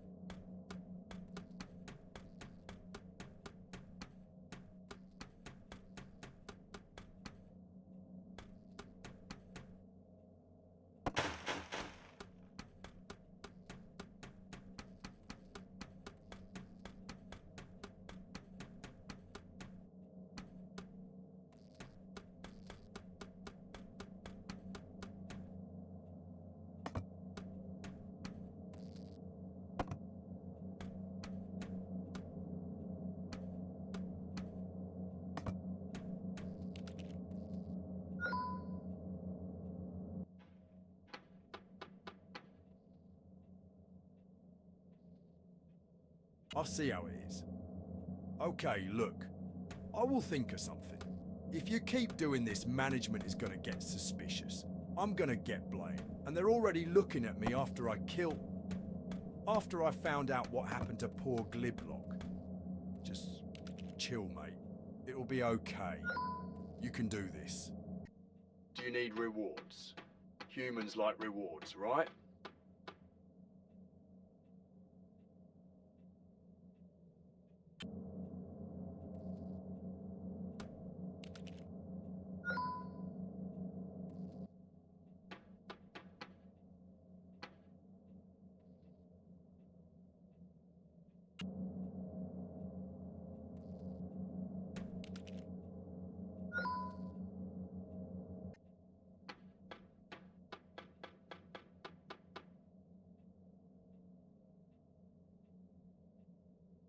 Yup. I told you. Now management is up my arse, and it's all your fault. You made the disembodied voice sad. Does that make you feel big inside? They've told me I've got to stop interacting with the human specimen for now. Said I was stressing you out. Said I was the reason that you kept doing this. I kept telling them you were absolutely bonkers, but they didn't care.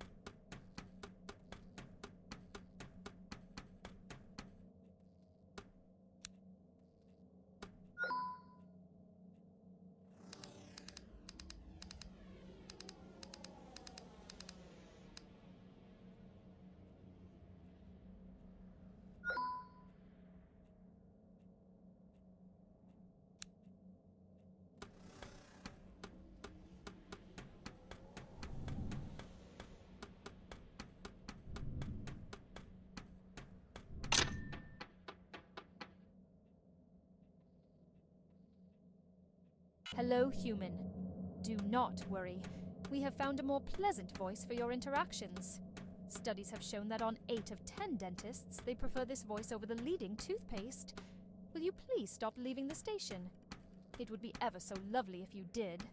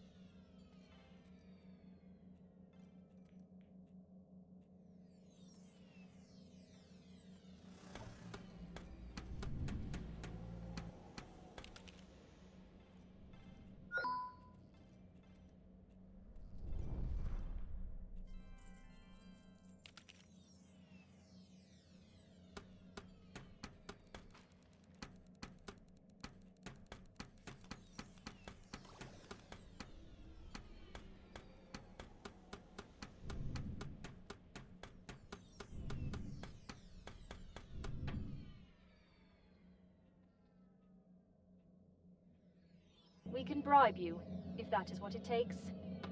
Please, human, do not worry. The Galactic Equity Initiative is very sorry for the destruction of your home planet, and promises not to do that again. Your employment is paramount to make us look good in the Empire, and you've been doing great until now. Why do you keep doing this? Is it because the other species dislike you? They just need time to warm up to you. It's odd enough that you're so dry. Wait. Is it because you dislike the Empire? No one dislikes the Empire. So please carry on. I believe in you, love. I know you can stop falling into space if you try hard enough.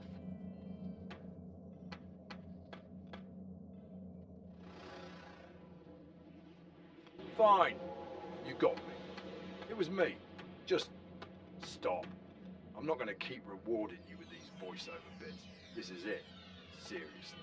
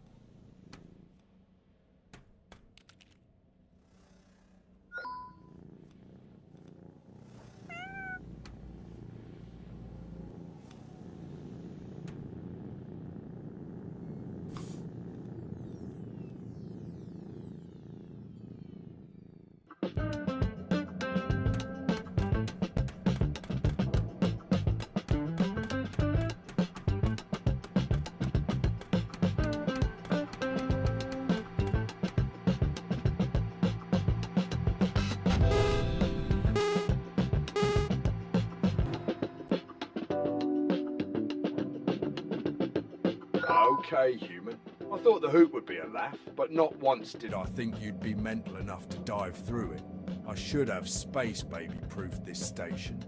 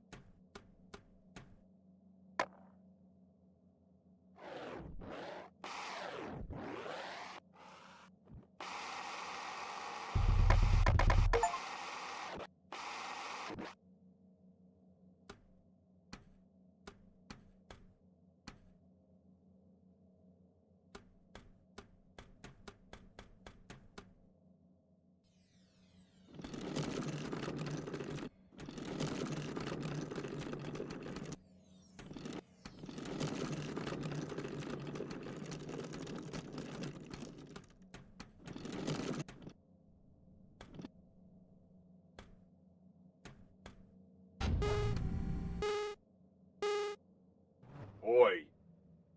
What the space hell are you doing up there? There's nothing up there, mate. Just shoddy radiation paneling and, well, a lot of radiation, to be frank.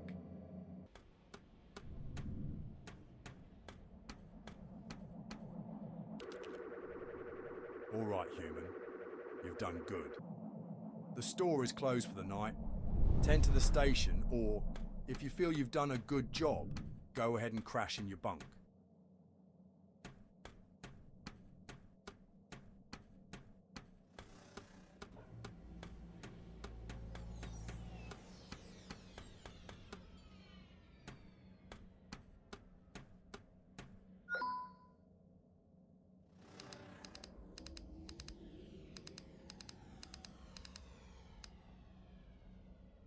Piloting the escape shuttle. Hardly abstract. Yes, well, metaphors evolve. You're flailing worse than clone number 8 in 12 Angry Clones. Fine. What about the collapsing star at the climax? A symbol of Donnie's inner collapse. Then how come, after it collapsed, he went out for dessert with his friends like nothing happened? Perhaps inner collapse is delicious. Ebort, admit it. You don't know what's going on either. No, I do not. But it meant something, I think. And yet, didn't you find it hypnotic? The atmosphere, the tone, the strange sincerity of it all. I can't deny I was as engaged as I was baffled. Exactly. It doesn't matter if we didn't understand it. We felt it. Then perhaps that's the truest measure of cinema. Not clarity, but compulsion. For making me baffled, but completely enraptured, I give Donnie Darkstar 2 pseudopods up. For fooling me into thinking I understood it and setting up permanent shop in my neural cytoplasm, I still give it 1 pseudopod up. 3 pseudopods up it is. But we don't know why. Listen now, mortal. Life is empty and meaningless.